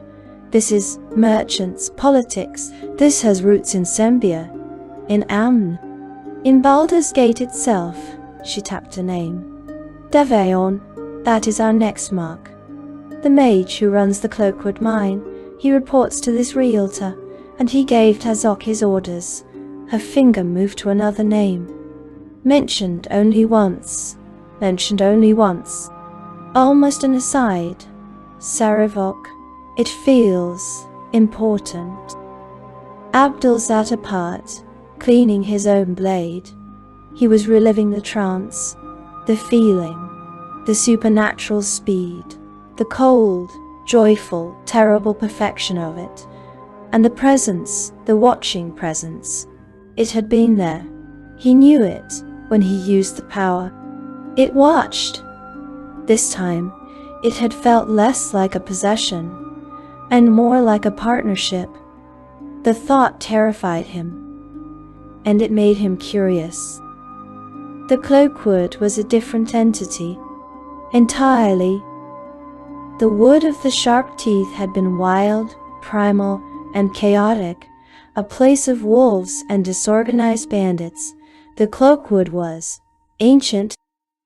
The trees were colossal, their trunks as thick as cottages, their branches so high and dense they blotted out the sky, plunging the world into a green-black perpetual twilight.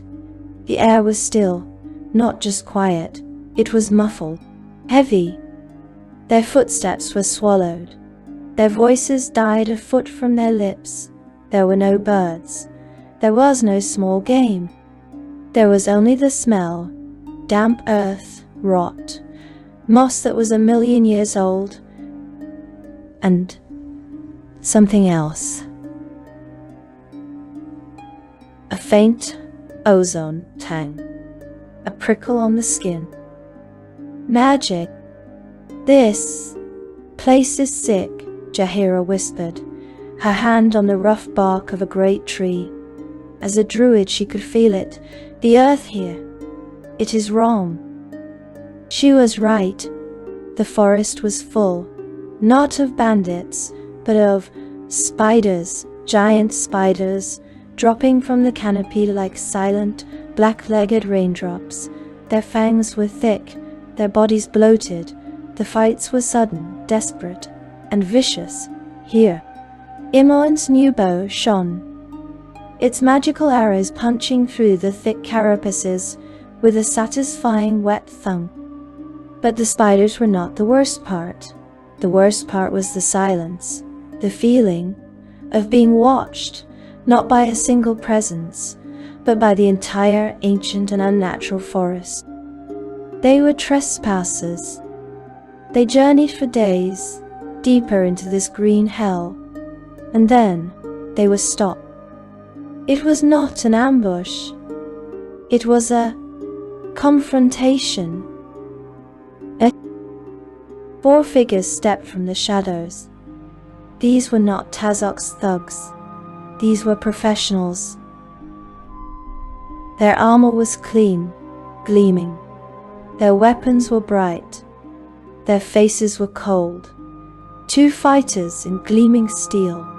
2 mages in dark, well-cut robes. Their leader, a man with a shiny blade and an arrogant, amused sneer, stepped forward. "Well," he said, his voice smooth, full of a cold contempt, "the heroes of Nashkel, I see the tales of your renown have not been exaggerated." He knew who they were.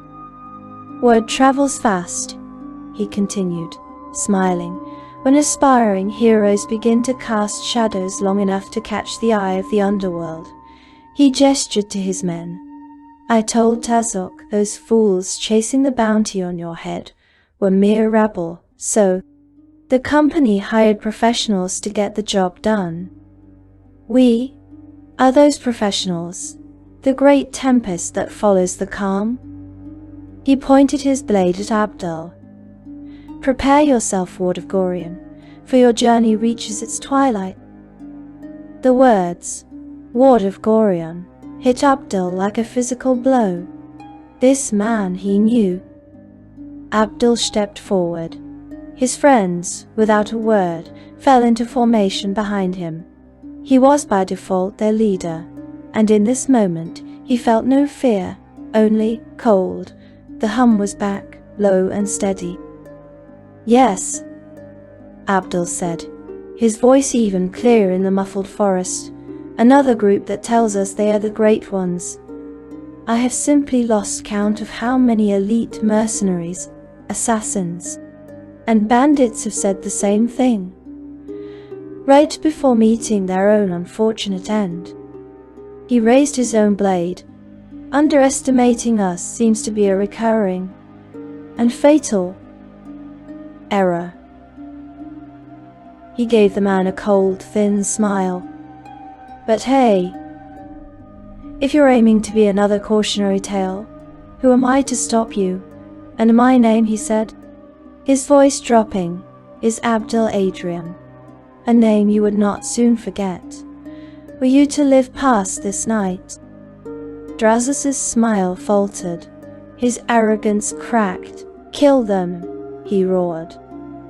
The battle was a true challenge. This was not a brawl. It was a tactical nightmare. The two mages, Kaisus and Resdan, began to chant immediately. Mages! Imoen screamed, and her new bow sang. Her first arrow was aimed at Kaisus.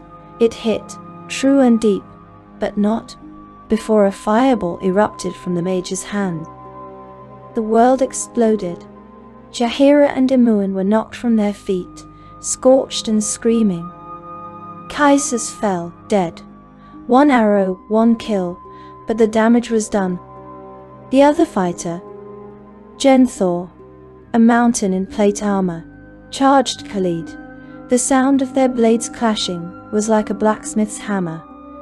And Drasus was a blur. He wore boots of speed. He was as fast as Abdul in his trance. He was on Abdul, his blade a flicker. Abdul was pushed back on the defensive. This man was his equal. Jaheira rose, burned but alive. She chanted a healing incantation, her magic flowing over Khalid, who was losing his duel with the armored giant Genthor. Restan, the second mage, saw this. He cast his own spell, blindness. Abdul felt it hit. The world went black. He was blind. Abdul, he heard Imoen scream. And he heard Drasus laugh, a cold, cruel laugh. This is your end, boy.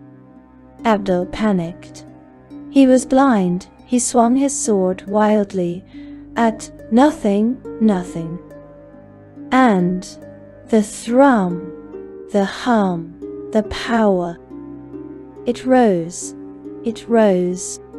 It did not need his eyes. He stopped. He breathed. He listened. He heard the shift of footsteps on the damp earth. He heard the whistle of the air as Drasus lunged. He was in the trance, and the trance was his eyes. He moved. His blade came up, a perfect, instinctive parry, a riposte. Drasus screamed, not in pain, in shock. You can't. The blindness faded. The spell wore off. Abdul's eyes opened. He saw Drasus's face. The arrogance gone. replaced by fear. He saw Jahira and Khalid together finally bring down the mountain. Genthor. He saw Imoen, her face grim, pin Resdan to a tree with an arrow through his leg. It was over. Abdul looked at Drasus, and he ended it. The forest was silent. Resdan, the last mage, was alive, wounded, terrified. Don't me, he whimpered as Abdul approached, his blade dripping. I'll tell you anything. Who hired you? Abdul asked. His voice was flat. Realtor Anchef, the mage babbled. He's the head of the Iron Throne. He hired Drasus. He's at the mine with Davon. Where is the mine? It's not a mine, Resdan screamed. It looks like a storehouse, a plain old building by the river. Inside there's a hidden lift. It takes you down into the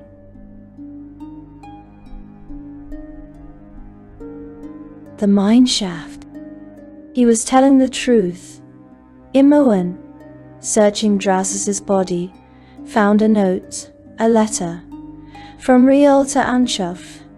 It confirmed everything. It named Daviorn, it named Drasus, it named the target, Abdul Adrian. The party looked at Resdan. His information was good, but he was one of them. Yahira looked at Abdul. Her face was unreadable. She was watching him, testing him. What would he do? Abdul looked at the whimpering, bleeding mage. The hum was quiet. It was sated. He sheathed his sword.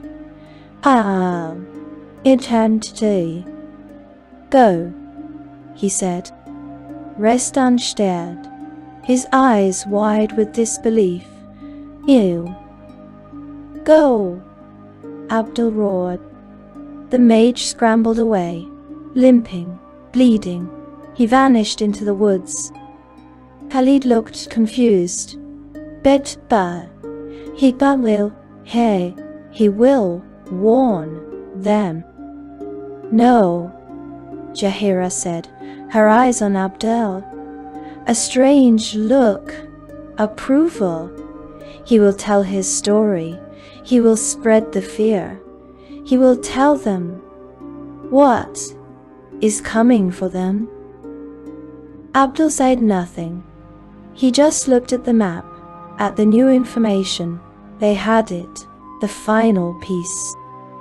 A storehouse. The heart of the Iron Throne's operation. The lair of Davion. They continued their march. And, finally, through the colossal, dark trees, they saw it. A clearing, a river, and a building. A plain, unassuming, simple, wooden storehouse. It looked like nothing. It was everything. The four of them stood at the edge of the trees, in the green-black twilight of the cloakwood. They looked at the building. The silence was absolute. They were at the door of their enemy, and this time they were going to knock. The storehouse stood in the clearing, a monument to mundanity.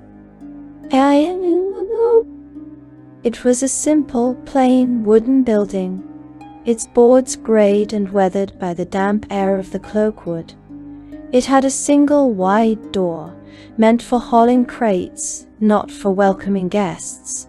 It looked like nothing. A forgotten cache, or a simple lumber mill store.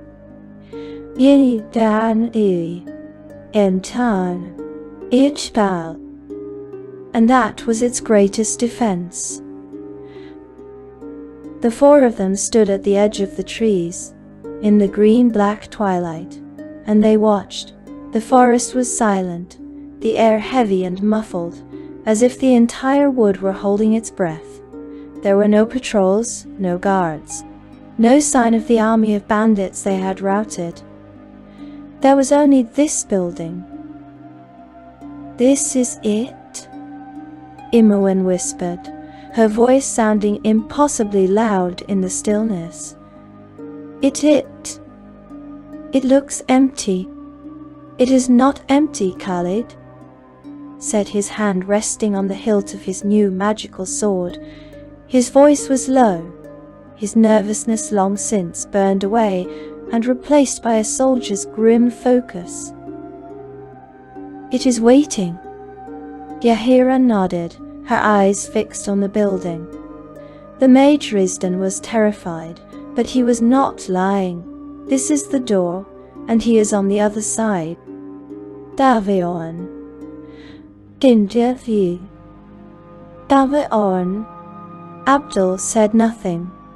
He felt the thrum, the low, steady, and patient hum beneath his skin. It was curious. It wanted to see what was inside. He was done with skulking. He stepped from the trees, his sword in his hand, his shield raised. The party moved with him, a single, four-headed creature, a weapon forged in the fires of Nashkel and tempered in the blood of Tazok's camp. They reached the door. It was not locked. Abdul kicked it open. No. The inside was dark. It smelled of dust, oil, and a faint, sharp tang of fear. It was, as it appeared, a storehouse filled with crates, barrels, and ropes. And guards. 4 of them, in the black leather armor of the Black Talons. They were not surprised. They were waiting. Rizdan or someone had warned them. The battle was not a battle. It was an execution. The party that had hesitated in the friendly Armin was gone. The party that had fought desperately in the Nashkel mine was a memory. This was a machine. Khalid charged, his shield slamming into the first guard as his sword found a gap. He was a rock, a wall of steel. Jahira moved with him, her staff a blur, a sharp crack of wood on bone. Imoen did not even draw her blade. Her new bow sang. 2 arrows, 2 thwacks, 2 men fell. And Abdel was the storm. He entered the trance, the world going silent, cold, and clear. The last guard saw him coming, saw the look in his eyes, the faint, cold glow. The guard tried to scream. He did not have time.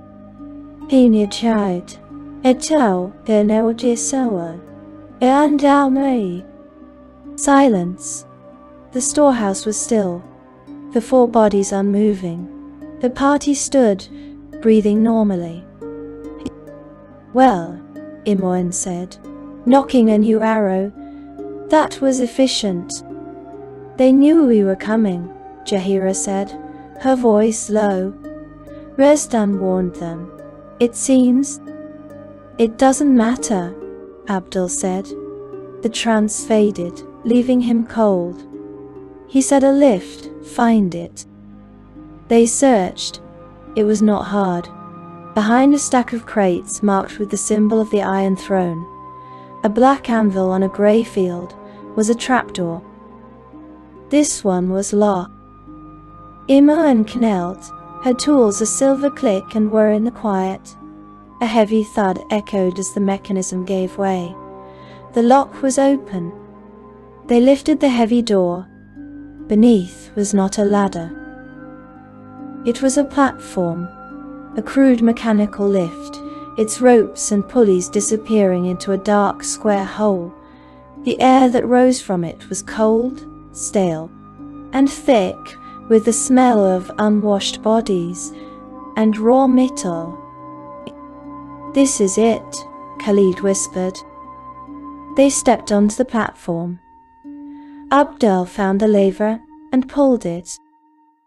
With a groan of protest, the lift began to descend. The square of light from the storehouse door shrank, and then it was gone.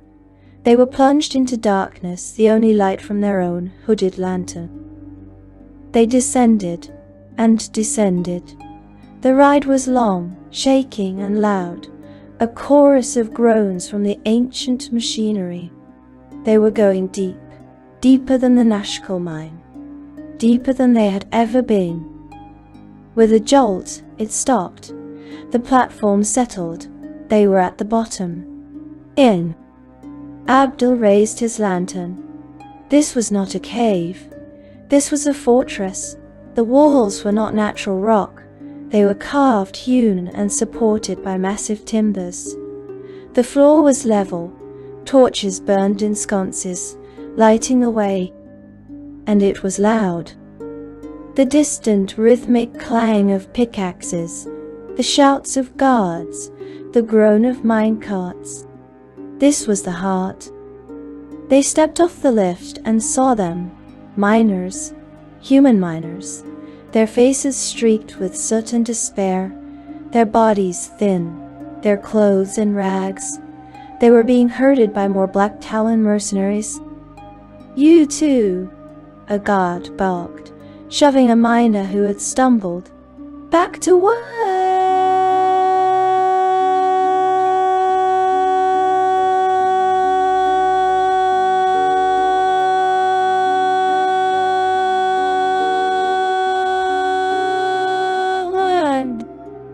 The miners cowered.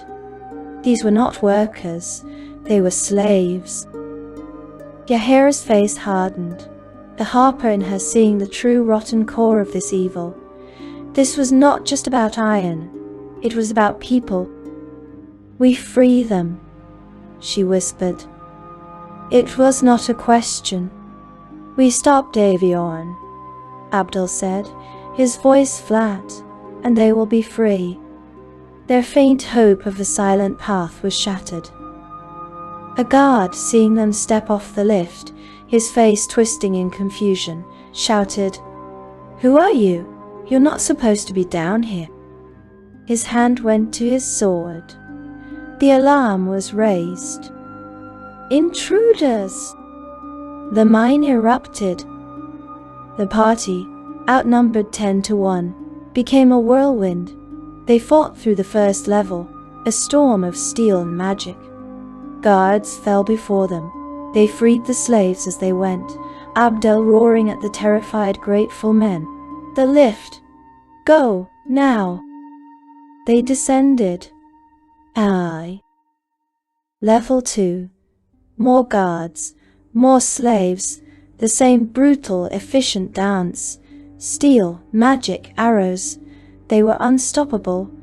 The trance was a constant low thrum in Abdul's veins. He was not lost in it. He was using it. It made him fast, strong, and precise. They descended.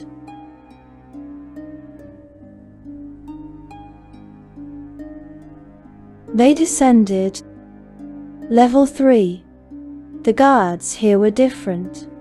Not human, no. Titazloi, Khalid stammered, recognizing the creatures, goblin-like but worse, stronger, faster. There were 9 of them. They offered little resistance. The party was too strong, too honed, too furious. They reached the bottom, the final level. The noise of the mine faded. It was silent. And the air changed. It was not stale. It was electric. It smelled of ozone and something else, something sweet and rotten. Incense and dried blood. And they had reached the heart. Ende. Andal. Alktaya. Alktis. They stood before a single, large, iron door. The mine was behind them. This was the lair. Davion's lair. Kintentu. And saw which danced you. Abdul raised his hand, motioning for them to stop. He could feel it. The magic, the power, the evil. It was radiating from behind that door. This was it. The end of this chain. He looked at his friends. Imoen knocked an arrow, her face pale but set. Khalid wiped the sweat from his face and nodded, his grip tight on his sword. Jahira gripped her staff, her eyes burning with a cold green fire. Abdul turned back to the door. He took a single deep breath, and he reached for the handle. Andy and Laura.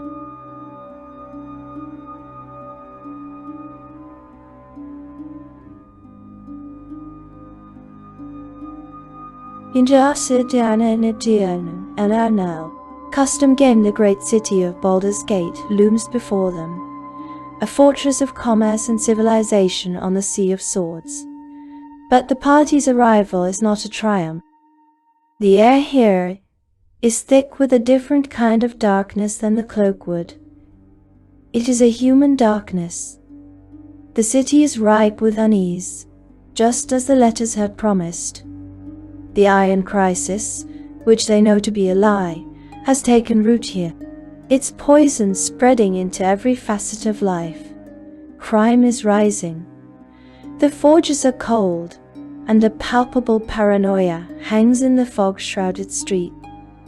The Iron Throne had embedded itself deeply, its tendrils wrapped around common folk and nobles alike, all of them seeming enthralled by its influence. This is not a monster to be slain in a dungeon. This is a disease, living in the very heart of the city.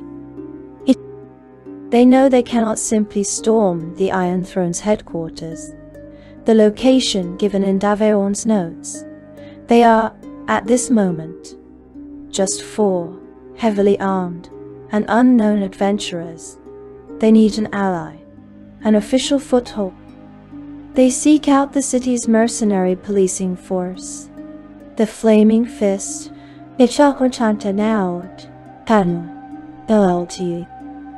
Gaining an audience is not as difficult as they feared. Their reputation, the one earned in the blood and darkness of the Nashkel mines, has traveled faster than they have. They are brought before a man named Herbal Duapa, known to most on the streets as Scar. Inchadeo a Din Tiu. He is a gruff, weary-looking man, a captain of the Fist, whose eyes have seen too much corruption and not enough justice. He has heard the reports of their activities, of the heroes of Nashkel, and he listens with a rare quiet intensity,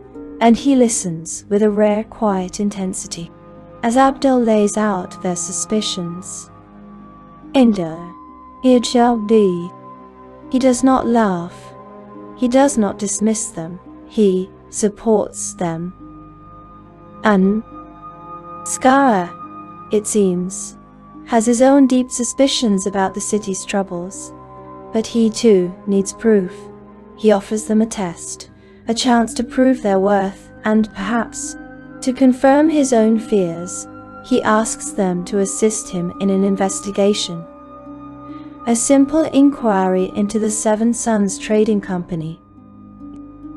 The investigation is anything but simple. It does not lead to greedy merchants or mere smugglers. It leads to horror.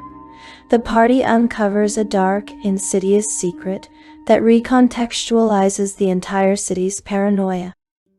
Doppelgangers. Endete. Helene Serwa.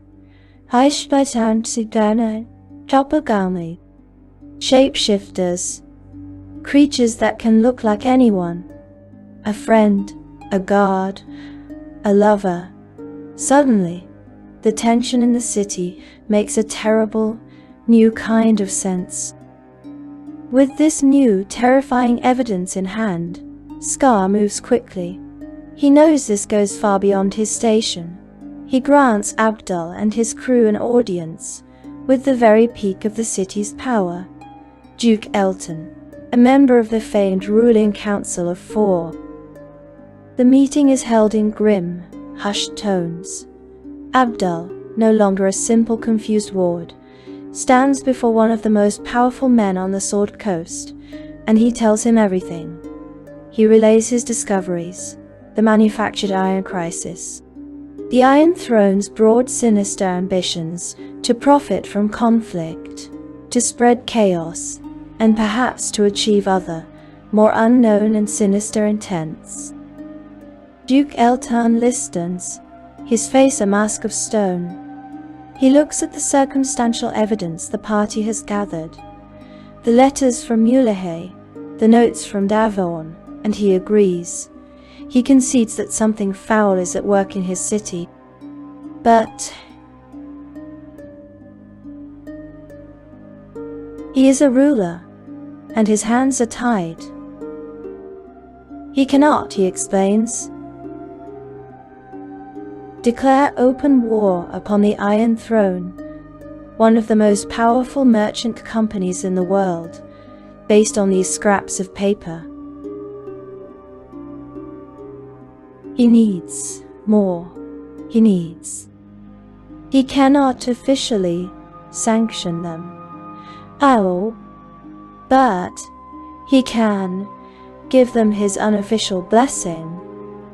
That night, with the silent, unseen approval of both Scar and Duke Elton, Abdul and Imuin move, following the information they had painstakingly recovered from Davon's lair. They infiltrate the Iron Throne's local headquarters. They are shadows now, moving silent and unseen through the heart of their enemy's power.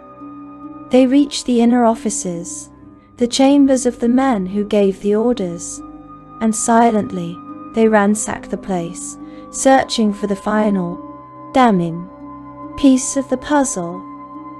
Until they find it. They find everything. Notes, letters, and ledgers. They confirm, first, that the name Sarevok, that name, half whispered in Davon's letters, is in fact the son of Realtor Ankshaw. And they find the true plot. This was never about money. It was never just about chaos. Realtor and Sarevok, they are scheming to depose the entire Council of Four, to murder the Dukes, to install Sarevok as the sole ruler of Baldur's Gate. And then, the final chilling discovery. And a note detailing an upcoming secret gathering, a meeting of the key leaders of this plot. It is scheduled to be held within the magically warded, unassailable, and perfectly neutral walls of Candley Keep. The journey has come full circle. The place Abdel fled, the home he can never return to, is the one place he must now go. The next morning, they take their new damning evidence to Duke Elton. The proof is irrefutable.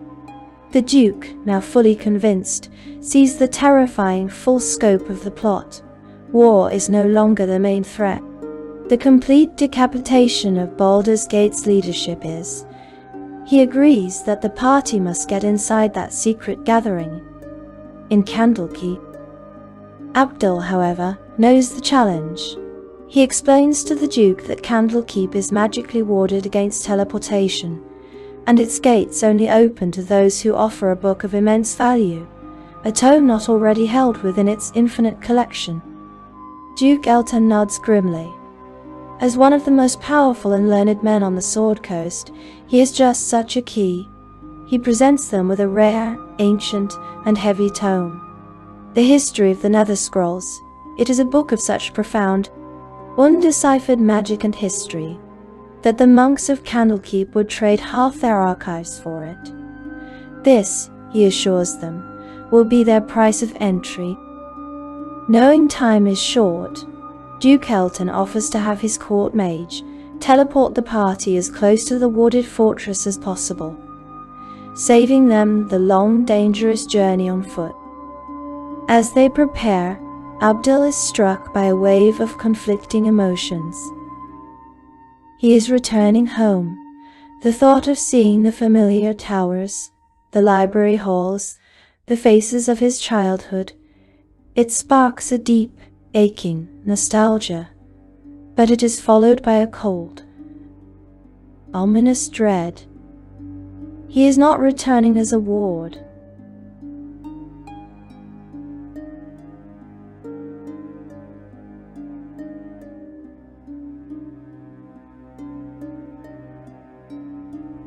He is returning as an infiltrator.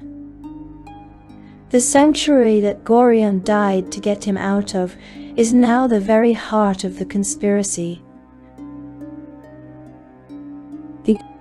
Their arrival is jarring. The teleportation spell deposits them on the familiar road, just a short walk from the great gates. The fortress library stands just as he remembers it, a pillar of stone and knowledge against the sea of swords. At the gates they are met by the keeper of the portal. Abdul, his face hooded, his heart pounding, presents Duke Elton's rare tome. The keeper's eyes widen. The book is inspected, its value confirmed, as the ancient rules of entry dictate. Their passage is granted. The massive gates of Candlekeep groan open, and Abdul Adrian, the hunted, fugitive ward, steps back into his childhood home. Inside, much is familiar. The air still smells of old parchment, sea salt and candle wax. Monks in quiet robes still glide through the halls, but almost immediately, both Abdul and Imoen feel it. Something is wrong. The atmosphere is not one of peaceful scholarship. It is tense. There is a new sharp edge to the silence. Their home feels compromised. They are on high alert. They are on high alert. They have arrived well before the scheduled meeting, giving them a few precious hours. The group, sensing this, splits up for their own purposes. Imoen, with a nervous, excited energy, darts off to catch up with old friends, to see if the keepers she knew are still themselves. Jahira and Khalid, ever the inseparable pair, find a quiet garden to meditate and prepare for the coming confrontation. But Abdul is consumed. He is standing in the single greatest repository of knowledge in all of Faerun, the answers to his life, to his parentage, to the dark power in his veins, to the armored figure, to Sarevok, to the dead god Bahal. Those answers are here. He ignores the archives for a moment, his feet carrying him on a path of pure, aching memory. He needs to see Gorion's room. On his way, he is met by an old monk, Pip, his former tutor. The old man is overjoyed to see him, yet saddened by the news of Gorion's death. But as they speak, Pip gives Abdul a strange, almost paranoid look, as if worried others are listening. "Abdul, my boy," Pip whispers. I pine for the old days. You always brought such energy to these walls. Ah, I can't really talk now. He leans in. But you must be tired. You should definitely head to Gorion's old room. It is just as it ever was. He gives. Abdul appointed Inawing.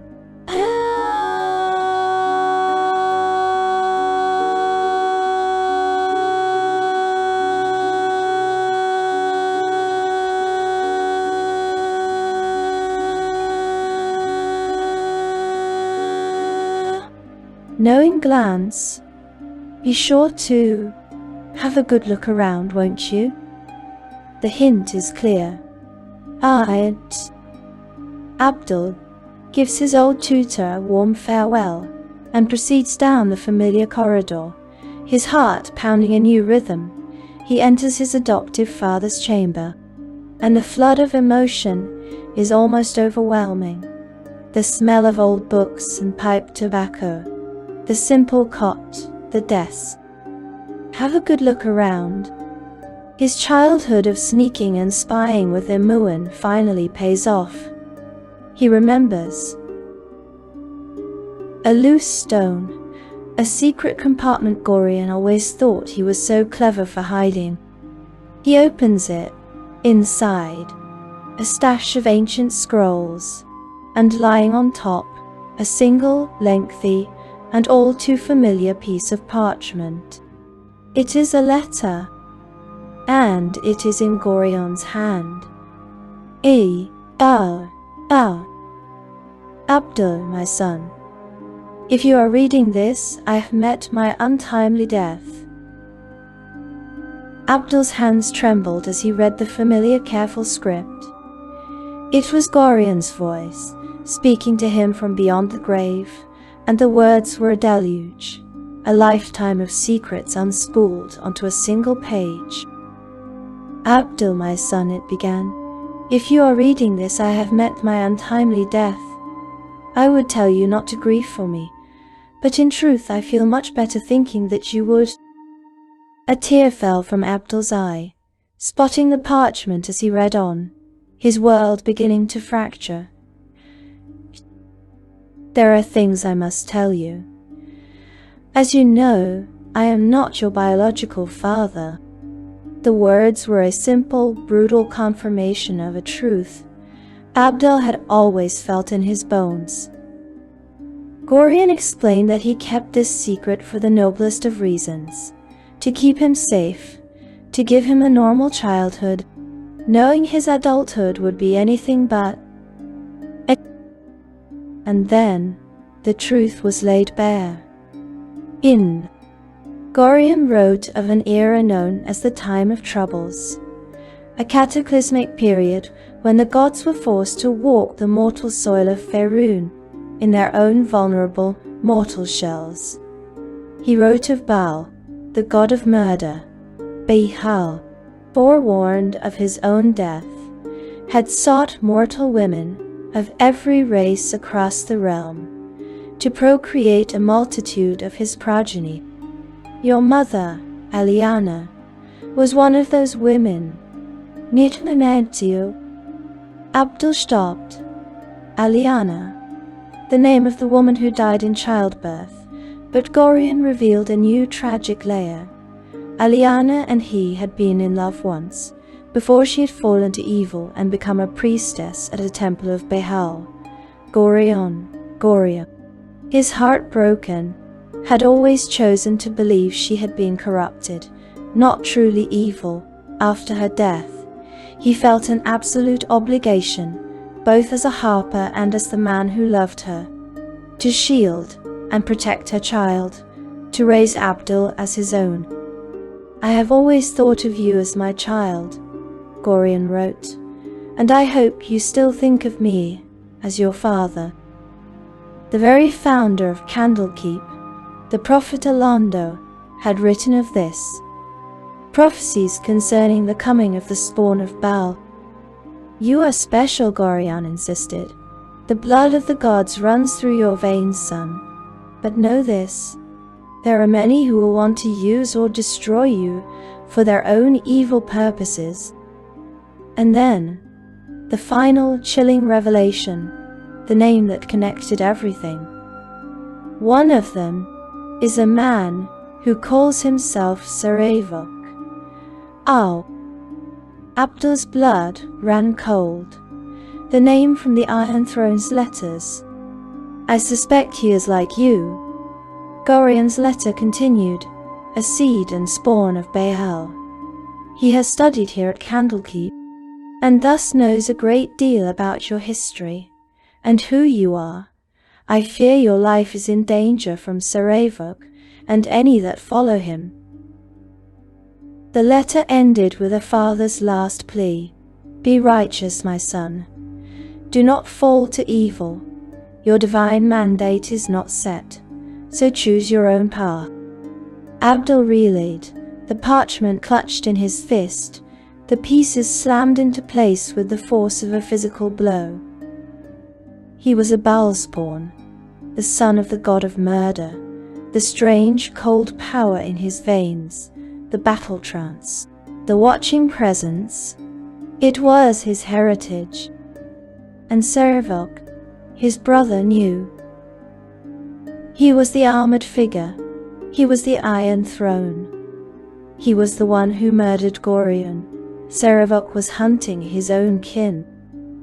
Abdul stumbled from the room, his mind a chaos of grief, rage, and a terrifying new understanding of who he was. As he walked, lost in this calamitous revelation, a cloaked stranger approached him in the hallowed halls of the library. The man called himself Kervos, and he claimed Gorion had entrusted him with a ring to pass on to Abdul after his death. His mind still a million miles away, Abdul absently took the ring. He flipped it in his hand, a childlike, nervous habit, barely registering the name inscribed on the inside, Kervos. In that exact instant, the stranger lunged. A ghostly, sinister blade of pure dark power appeared in his hand, aimed directly at Abdul's heart. It was a lethal, killing strike. But the mundane, playful act of flipping the ring saved his life.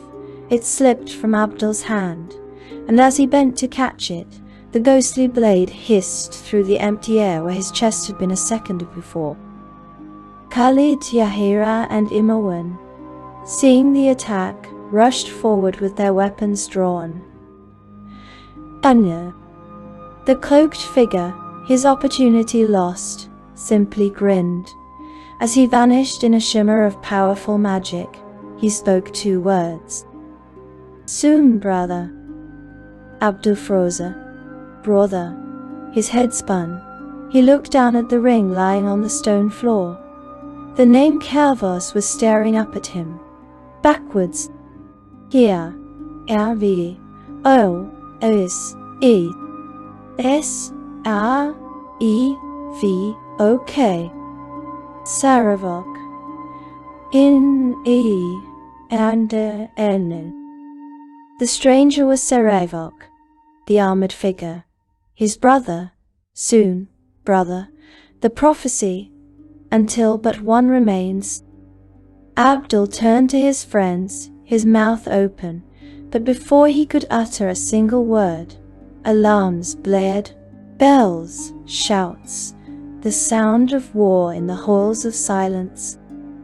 Candlekeep guards and protector monks swarmed the hall, their weapons drawn. But they did not look for an assassin. They surrounded Abdul, Imoen, Khalid, and Jahira. Rant, the arrogant keeper of the tomes, pushed through the guards, a cruel, triumphant smile on his face. Abdul Adrian, he spat, you are under arrest.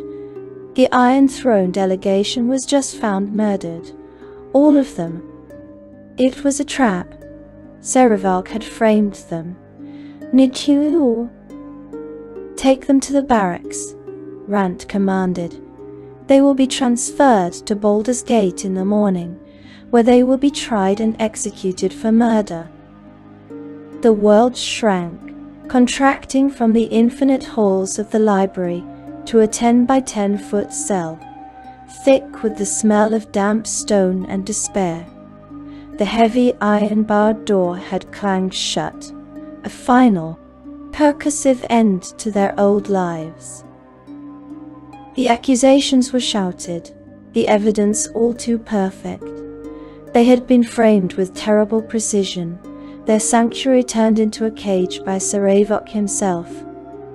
They sat in the cold, damp dark. Imoen, for the first time, was silent. Her light extinguished, she sat with her knees to her chest, her magical bow lying useless on the straw floor. Khalid paced, a warrior disarmed. His mutters of "this is a mistake," lacking all conviction. Jaheira stood as still as a statue, her arms crossed, a portrait of compressed, impotent rage. And Abdel sat on a crude cot, his head in his hands. Gorion's letter, still on him, felt like a burning coal. Beal spawn. The word was a curse. Sarevok. The name was a death sentence. His brother had orchestrated everything. This perfect trap, to be executed in the very city he was meant to save, was an irony so profound it was a physical sickness. The dark heritage in his veins hummed, a low, sullen, angry thing that hated the cage, that wanted to tear the door from its hinges, that wanted to kill, and Abdel, for the first time, was too tired to fight it. Hours, or perhaps minutes, passed in that thick, slow syrup of prison time. And then, a new sound, not the tramp of guards, but a soft scrape, a flicker of light. An old man, a sage, stood outside their cell. Tefteril, Jaheira breathed, the first word she had spoken. "Hush, child," the old sage whispered, his voice like rustling parchment. "There is no time." He had been a friend of Gorion's. "I have just returned by magic from Baldur's Gate. Your execution is already being prepared. You are to be hanged, publicly."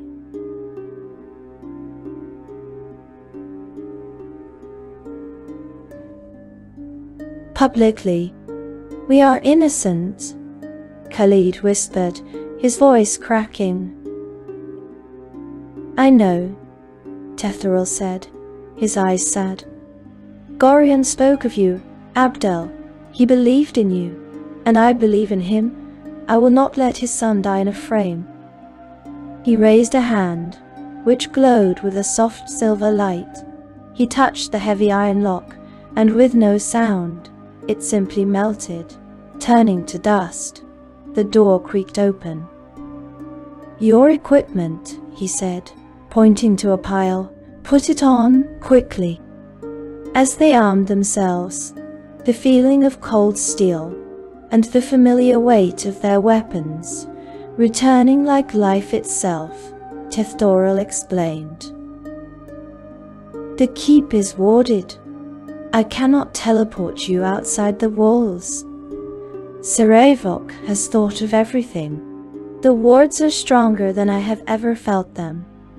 The keep is crawling with strangers, men in the livery of the Iron Throne. Rand is their puppet." "Then we fight our way out?" Abdel asked, his voice raw, the thrum in his veins singing. "No, you would be cut down in minutes. There is another way." He began to chant, the air shimmering. "He will teleport us to the lower catacombs, the crypts beneath the library. From there, you can exit to the east beyond the walls." "Come with us," Imoen pleaded. "And to our town, and to ours." Tefteril smiled, a thin, sad smile. "No, child, I must stay. I must misdirect them. Make them think you are still here. Buy you time. The magic flared, the cell dissolved, and the world twisted, and the world twisted. They landed hard on cold, dusty stone, in a tunnel that smelled of old bone. Skulls stared at them from niches in the walls, and they heard voices. Fools! Think the heroes are locked away. Sarevok will be pleased the delegation is dead. Soon we will not need to hide in these bodies. They stepped around a corner and saw 2 Candlekeep guards. As they watched in horror, one guard's face melted, the skin turning to a pale grey putty, features running like wax. It was a doppelganger. Guards, Jaheira hissed. They are in the keep. They are the guards. The creatures turned, their faces snapping back to their human masks. It's them. They've escaped. Kill them. Sarevok wants them dead. More figures emerged from the crypt's shadows, and one of them, was Gorion. Abdul's heart sized. Father. The figure of Gorion smiled, a ghastly wet parody of his kind face. My son, the thing in Gorion's skin hissed, you should have stayed in your cell. The violation, the profanity of it. The rage in Abdul's veins became a white-hot sun. The trance did not rise. It detonated. He roared, a sound of pure, murderous grief, and was on the Gorion thing, his blade a blur, hacking and hewing, until the doppelganger's true, grey flesh was revealed. It was a desperate running fight through the tombs of the sages.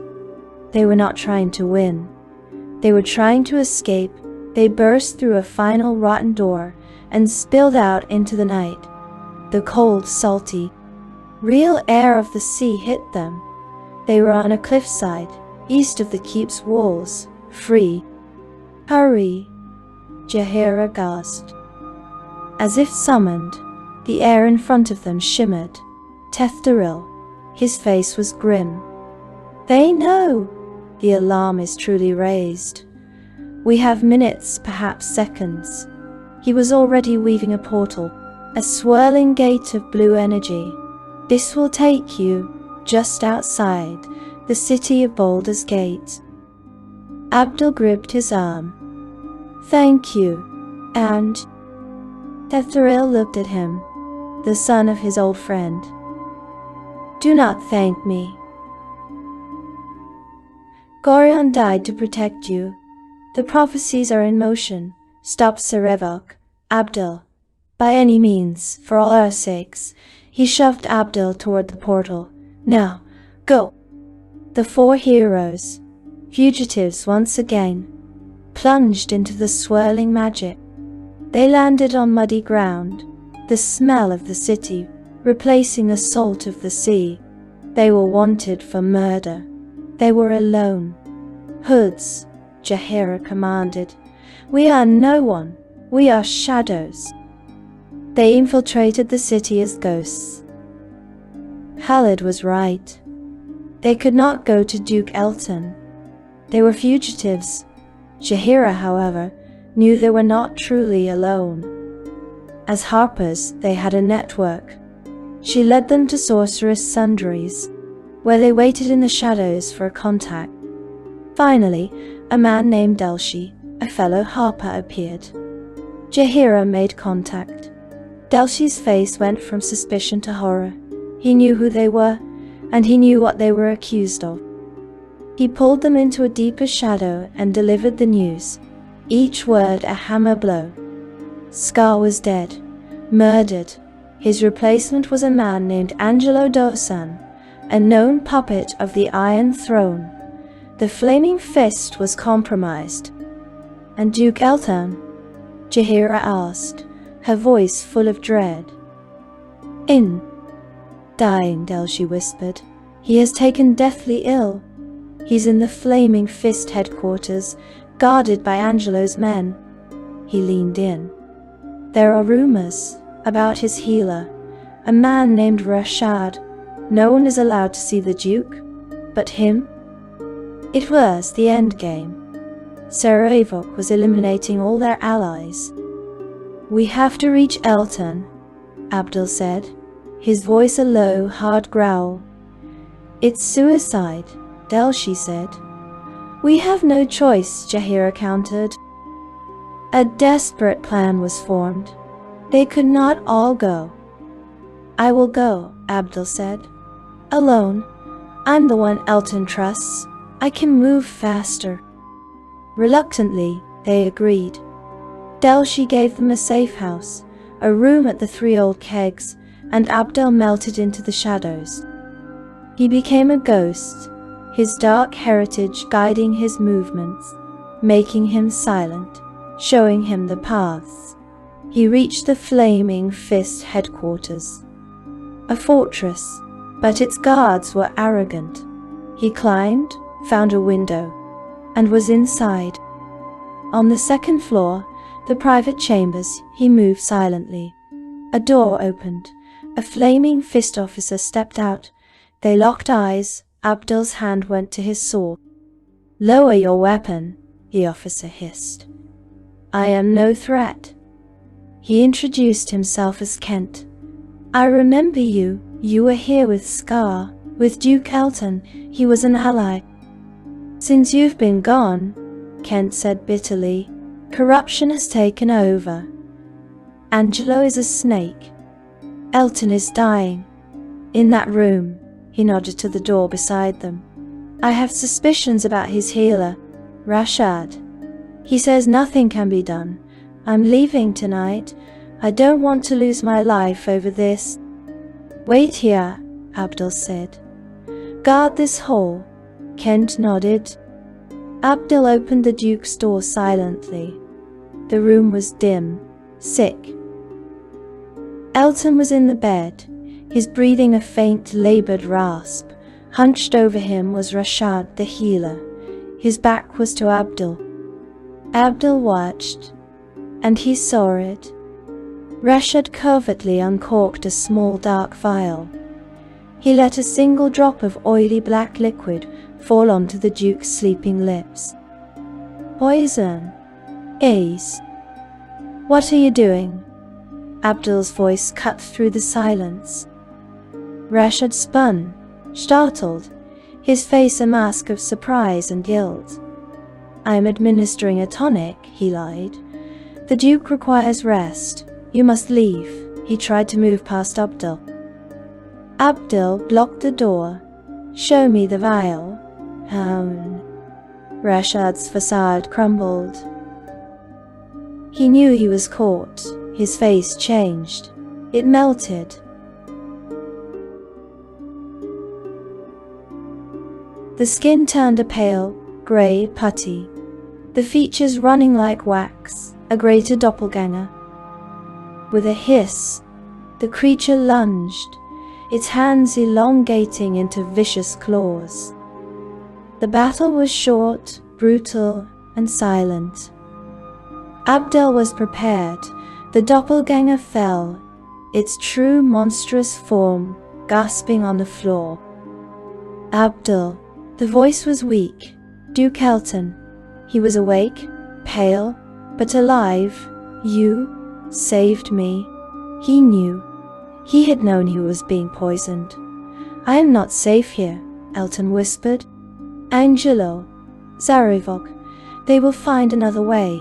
The harbor master, he is my ally. Get me there."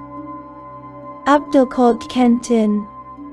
Together, they moved the frail Duke onto a covered cart in the rear of the building. They navigated the dark streets, avoiding patrols, and brought Elton to the harbor master's sanctuary. He was safe. As Abdul prepared to leave, Elton grasped his hand, pressing a crumpled note into his palm. "I found this," Elton gasped. "Rashad's orders from Sarevok." Abdul read it. The final piece. The note confirmed the entire plot. Sarevok was to be named Grand Duke at an imminent coronation ceremony. To ensure his sole rule, the remaining Grand Duchess, Leia and Grand Duke Belt were to be assassinated. The note even named the assassins, Kristin and Sly. After their murders, Grand Duke Sarevok's first act would be a declaration of war on Amnon. Abdel understood everything. The prophecy, the murders. Sarevok would use the chaos and bloodshed of that war to fuel his own ascension, to become the new Lord of Murder. Duke Eltan's final words before he passed out from exhaustion were a desperate plea. Save Leia, save Belt. Abdel clutched the note. He knew what he had to do. He raced back to the 3 old kegs. He had to stop a coronation. Abdel moves like a phantom, the grim knowledge of his success heavy on his shoulders. He returns to the 3 old kegs, to the small, tense room where his friends wait. Delshi, their new Harper ally, stands with them. The air is thick with unspoken questions. How? Abdel does not speak at first. He simply places the crumpled, blood-stained note from Elton's chambers on the table. They read it together, in the dim, flickering candlelight. The last, terrible pieces of the puzzle slam into place. The coronation, the plot to assassinate Grand Duchess Leia Janeth and Grand Duke Belt, the declaration of war on Amnon, and the names of the assassins, Kristin and Sly. He intends to become a god, Jaheira whispers, the full, chilling weight of the Baalspawn prophecy, which Abdel has now shared with them. Settling over the room, the war, the slaughter, it will be his offering, his ascension. Then, we must stop the assassinations, Khalid says, his voice tight. His stammer has returned, but it is a tremor of urgency, not of fear. But where? Imoen asks, her voice small, her bravado finally cracking. The city is huge. We are wanted. We can't just walk the streets. Delshi, the harper, his face grim, provides the answer. Assassins of that caliber, they will not be staying at an inn, he says, his voice low. They will be in the dark places, the hidden places. He nods, as if to himself. The undercellar, the old, forgotten catacombs that run beneath the city, a place where criminals and, worse, make their homes. I know a way in. The path is set. They are no longer running. They are, once again, hunting. Delshi guides them, his loyalty to his order and his city overriding his own palpable fear. He leads them through the twisting, fog-shrouded streets, not to a grand sewer grate, but to a secluded, forgotten shrine in a poor district, a shrine dedicated to Ilmater, the god of suffering. How appropriate. Behind the altar, Delshi reveals a concealed passage, a dark stone stairway leading down. The air that rises to meet them is foul, the breath of 1,000 years of refuse, of damp, of decay.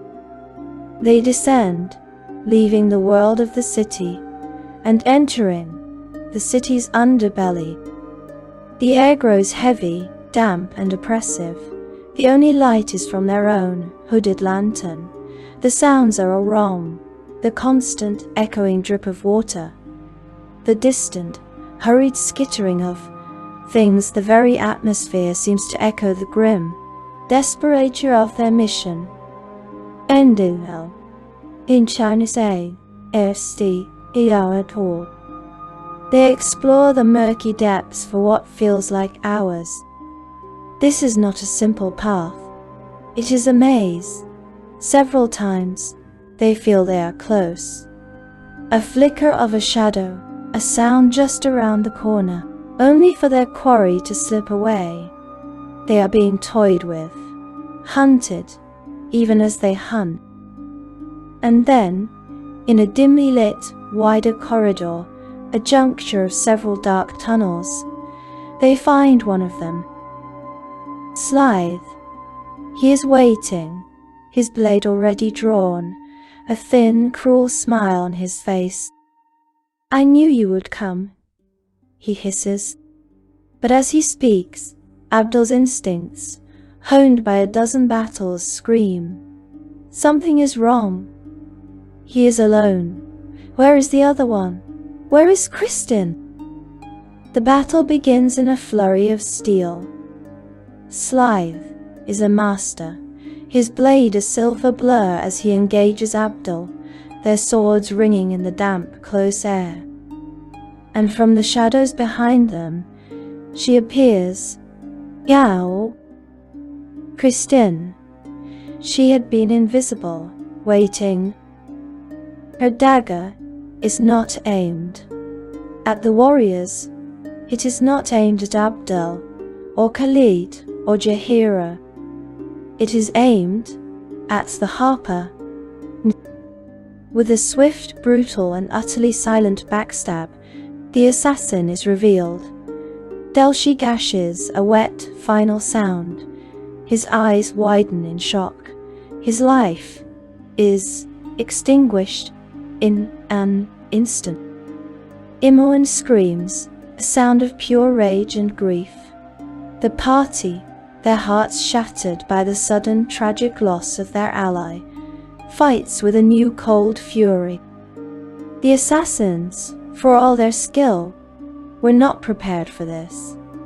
They were not prepared for the focused, terrifying wrath of the Baal spawn.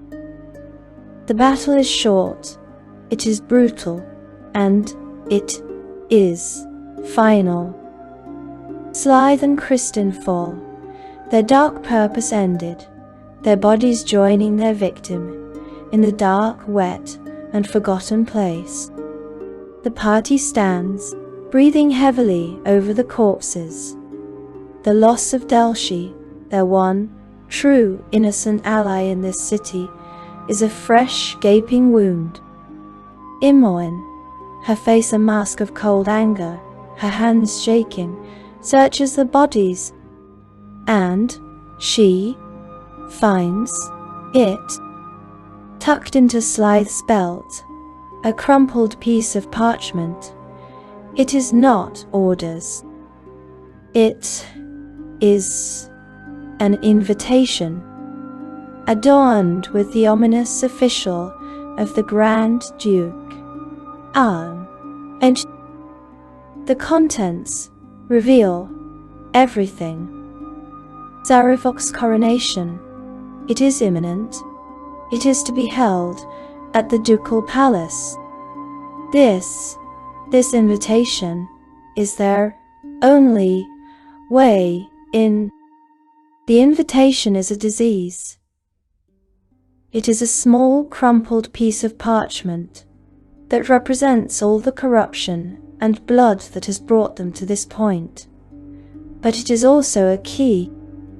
Armed, hooded, and grim, they walk to the ducal palace, no longer as fugitives, but as invited guests.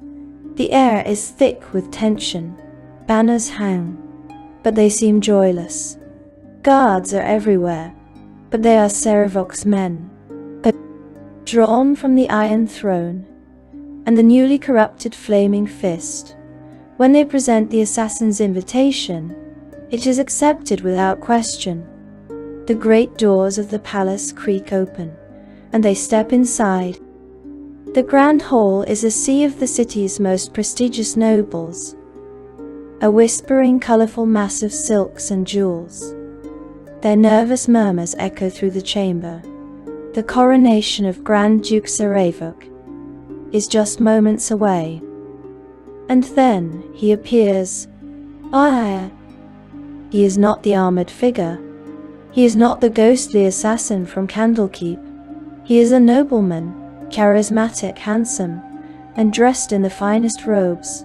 Sarevok takes the podium, his voice dripping with a practice. Honoured sincerity, he begins to speak. He weaves his grand lie, painting the Zentarim as the sole architects of the Iron Crisis. He speaks of aggression from Amnon, urging for a preemptive strike, a declaration of war to secure the city's future. He is convincing. The nobles are nodding. His dark plan is seconds from fruition. Liar! Abdul's roar cuts through the hall, a single, raw and pure sound. The whispers stop, every eye turns. A figure emerges from the throng. Abdul Adrian, no longer a boy or a ward, but a man transformed by a journey of blood and iron. He stands heroic and strong, his hand on his sword, and he points at the man on the podium. He is the traitor. His voice, empowered by his dark heritage, booms like thunder as he unveils the entire dark tapestry of Sarevok's schemes. He is the Iron Throne. He manufactured the Iron Crisis. He sent the assassins. He murdered Gorion. He murdered Scar. He murdered his own father, Rieltar. He attempted to murder Duke Elton, and he sent assassins for Duchess Leia and Duke Bell. He holds up the letters, the proof for all to see, consumed by a wellspring of rage. He knows where Sarevok has gone, down into the catacombs, into the Undercity. He leaps from the podium, his blade ready, and pursues him. Destiny is waiting. Owl. The tunnels beneath Baldur's Gate are ancient, a maze of forgotten sewers and lost catacombs. Abdul runs, leaving the chaos of the ducal palace far behind. His friends are safe, protecting the dukes, but he is singular in his purpose. He is not navigating, he is being pulled. A dark, pulsing energy, a beacon of pure, concentrated hatred, radiates from the depths, and it is a sensation he recognizes. It is the same cold, powerful presence that has haunted his entire journey. It is Sarevok. He rounds a corner, his blade in hand, and finds his path blocked. A massive, hulking figure roars in recognition. It is Tazok, the ogre bandit lord, who had fled the camp in the Wood of the Sharp Teeth, his greatsword already drawn and hungry for revenge. But Abdul is not the same man he was in that tent. He is, in this moment, fully consumed. He barely even acknowledges the ogre's presence. As Tazok roars, Abdul leaps into the air. He does not meet the charge. He ends it. His blade slices, clean and perfect, across the ogre's thick throat, silencing the war cry in a wet gurgle. Tazok's massive body goes limp, his head lolling as he collapses. Abdul does not look back. He charges forward, following the pulse, and bursts into a vast, dark chamber. For the third time on his journey, he finds himself in an unholy temple, a profane space dedicated to pure wickedness. At the far end, before a towering, nightmarish statue of the corpse lord Baal, Sarevok stands, waiting. He turns. He is encased in the same spiked, black and ominous plate armor that has haunted Abdul's nightmares since the night Gorion died. Sarevok roars, a sound of triumph and hate, and draws a massive black sword that glows with its own dark power. Abdul stands his ground. He will not flee this time. In that terrible clarifying moment, he understands everything. Sarevok had orchestrated it all. The bounty, the iron crisis, the path of bloody clues. It was all a test, a crucible, designed to burn away Abdul's weakness, to awaken his power, to forge him into a worthy opponent. All so that this final sacrificial duel could take place, and one of them could inherit their father's dread legacy. The clash of two destinies begins. Abdul, calling on the arcane knowledge Gorion had taught him, hurls bolts of magic, but Sarevok merely shrugs them off. The dark armor shivers with an unholy resilience, with a terrifying, powerful advance. Sarevok closes the gap, his great sword swinging like a juggernaut in wide, furious arcs. Abdul is barely able to react. He parries, but the sheer brutal force behind each strike sends tremors of pain through his entire body. For agonizing minutes, he is beaten back, his defense wearing down. Sarevok is too strong. A glancing blow finally breaks through Abdul's guard, staggering the young hero. In that moment of desperation, as Sarevok raises his blade for the kill, the divine power of his ancient legacy surges forth. Abdul's eyes glaze over. He enters the now familiar trance-like state. But this time, he is not just a passenger. He taps into the reservoir of power, and it floods him with an otherworldly swiftness and strength. The battle is even once more. To Abdul's heightened senses, Sarevok's furious onslaught seems to slow. He no longer tries to meet the brute force directly. He parries lightly, gives ground, turning his brother's rage and power against him. Within minutes, Sarevok is winded, his swings growing desperate. He roars, cursing Abdul's defensive tactics as cowardice, but the tide has turned. Abdul presses the attack. With every cut his blade lands, he notices something new. A strange, ethereal gold essence mixing with the red blood dripping from Sarevok's wounds. It is a mysterious, dark power that both terrifies Abdul and feels hauntingly familiar.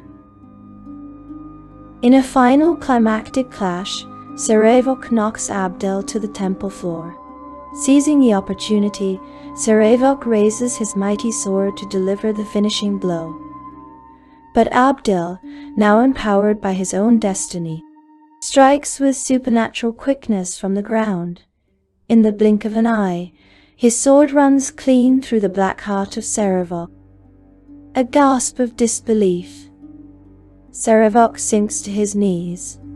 Crimson lifeblood, and that strange golden ethereal essence, gushes down his blackened armor. The malevolent Behalspawn looks on in disbelief. This was not the fate he had envisioned for himself.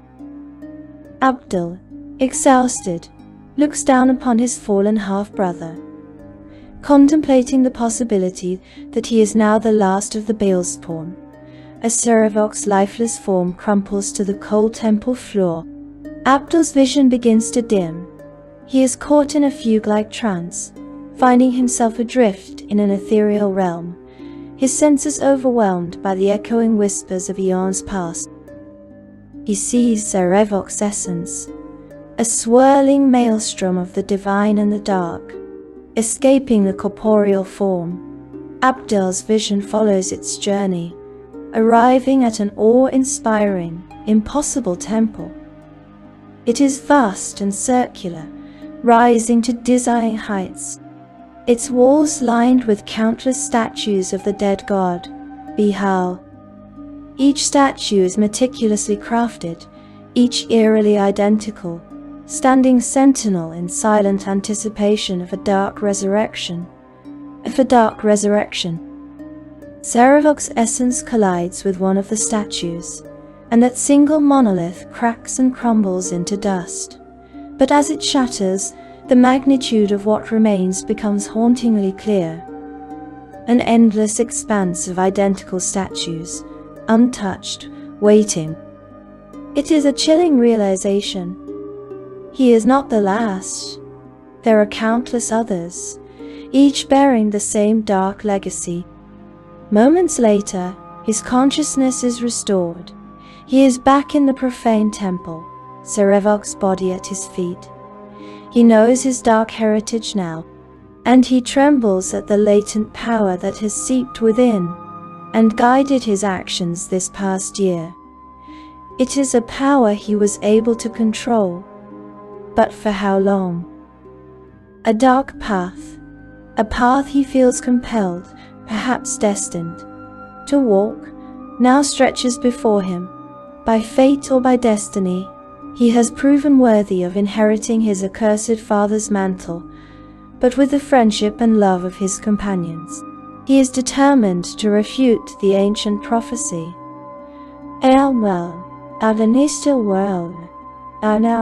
So, his destiny is his own. The child of Baal has just taken his first step into the long dark.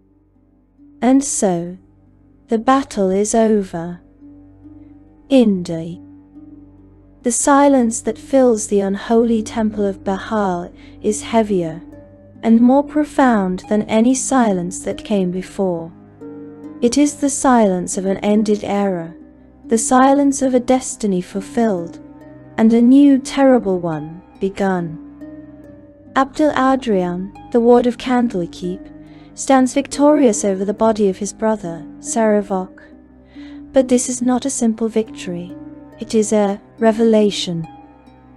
He has emerged from the darkness. He has avenged his foster father, Gorion.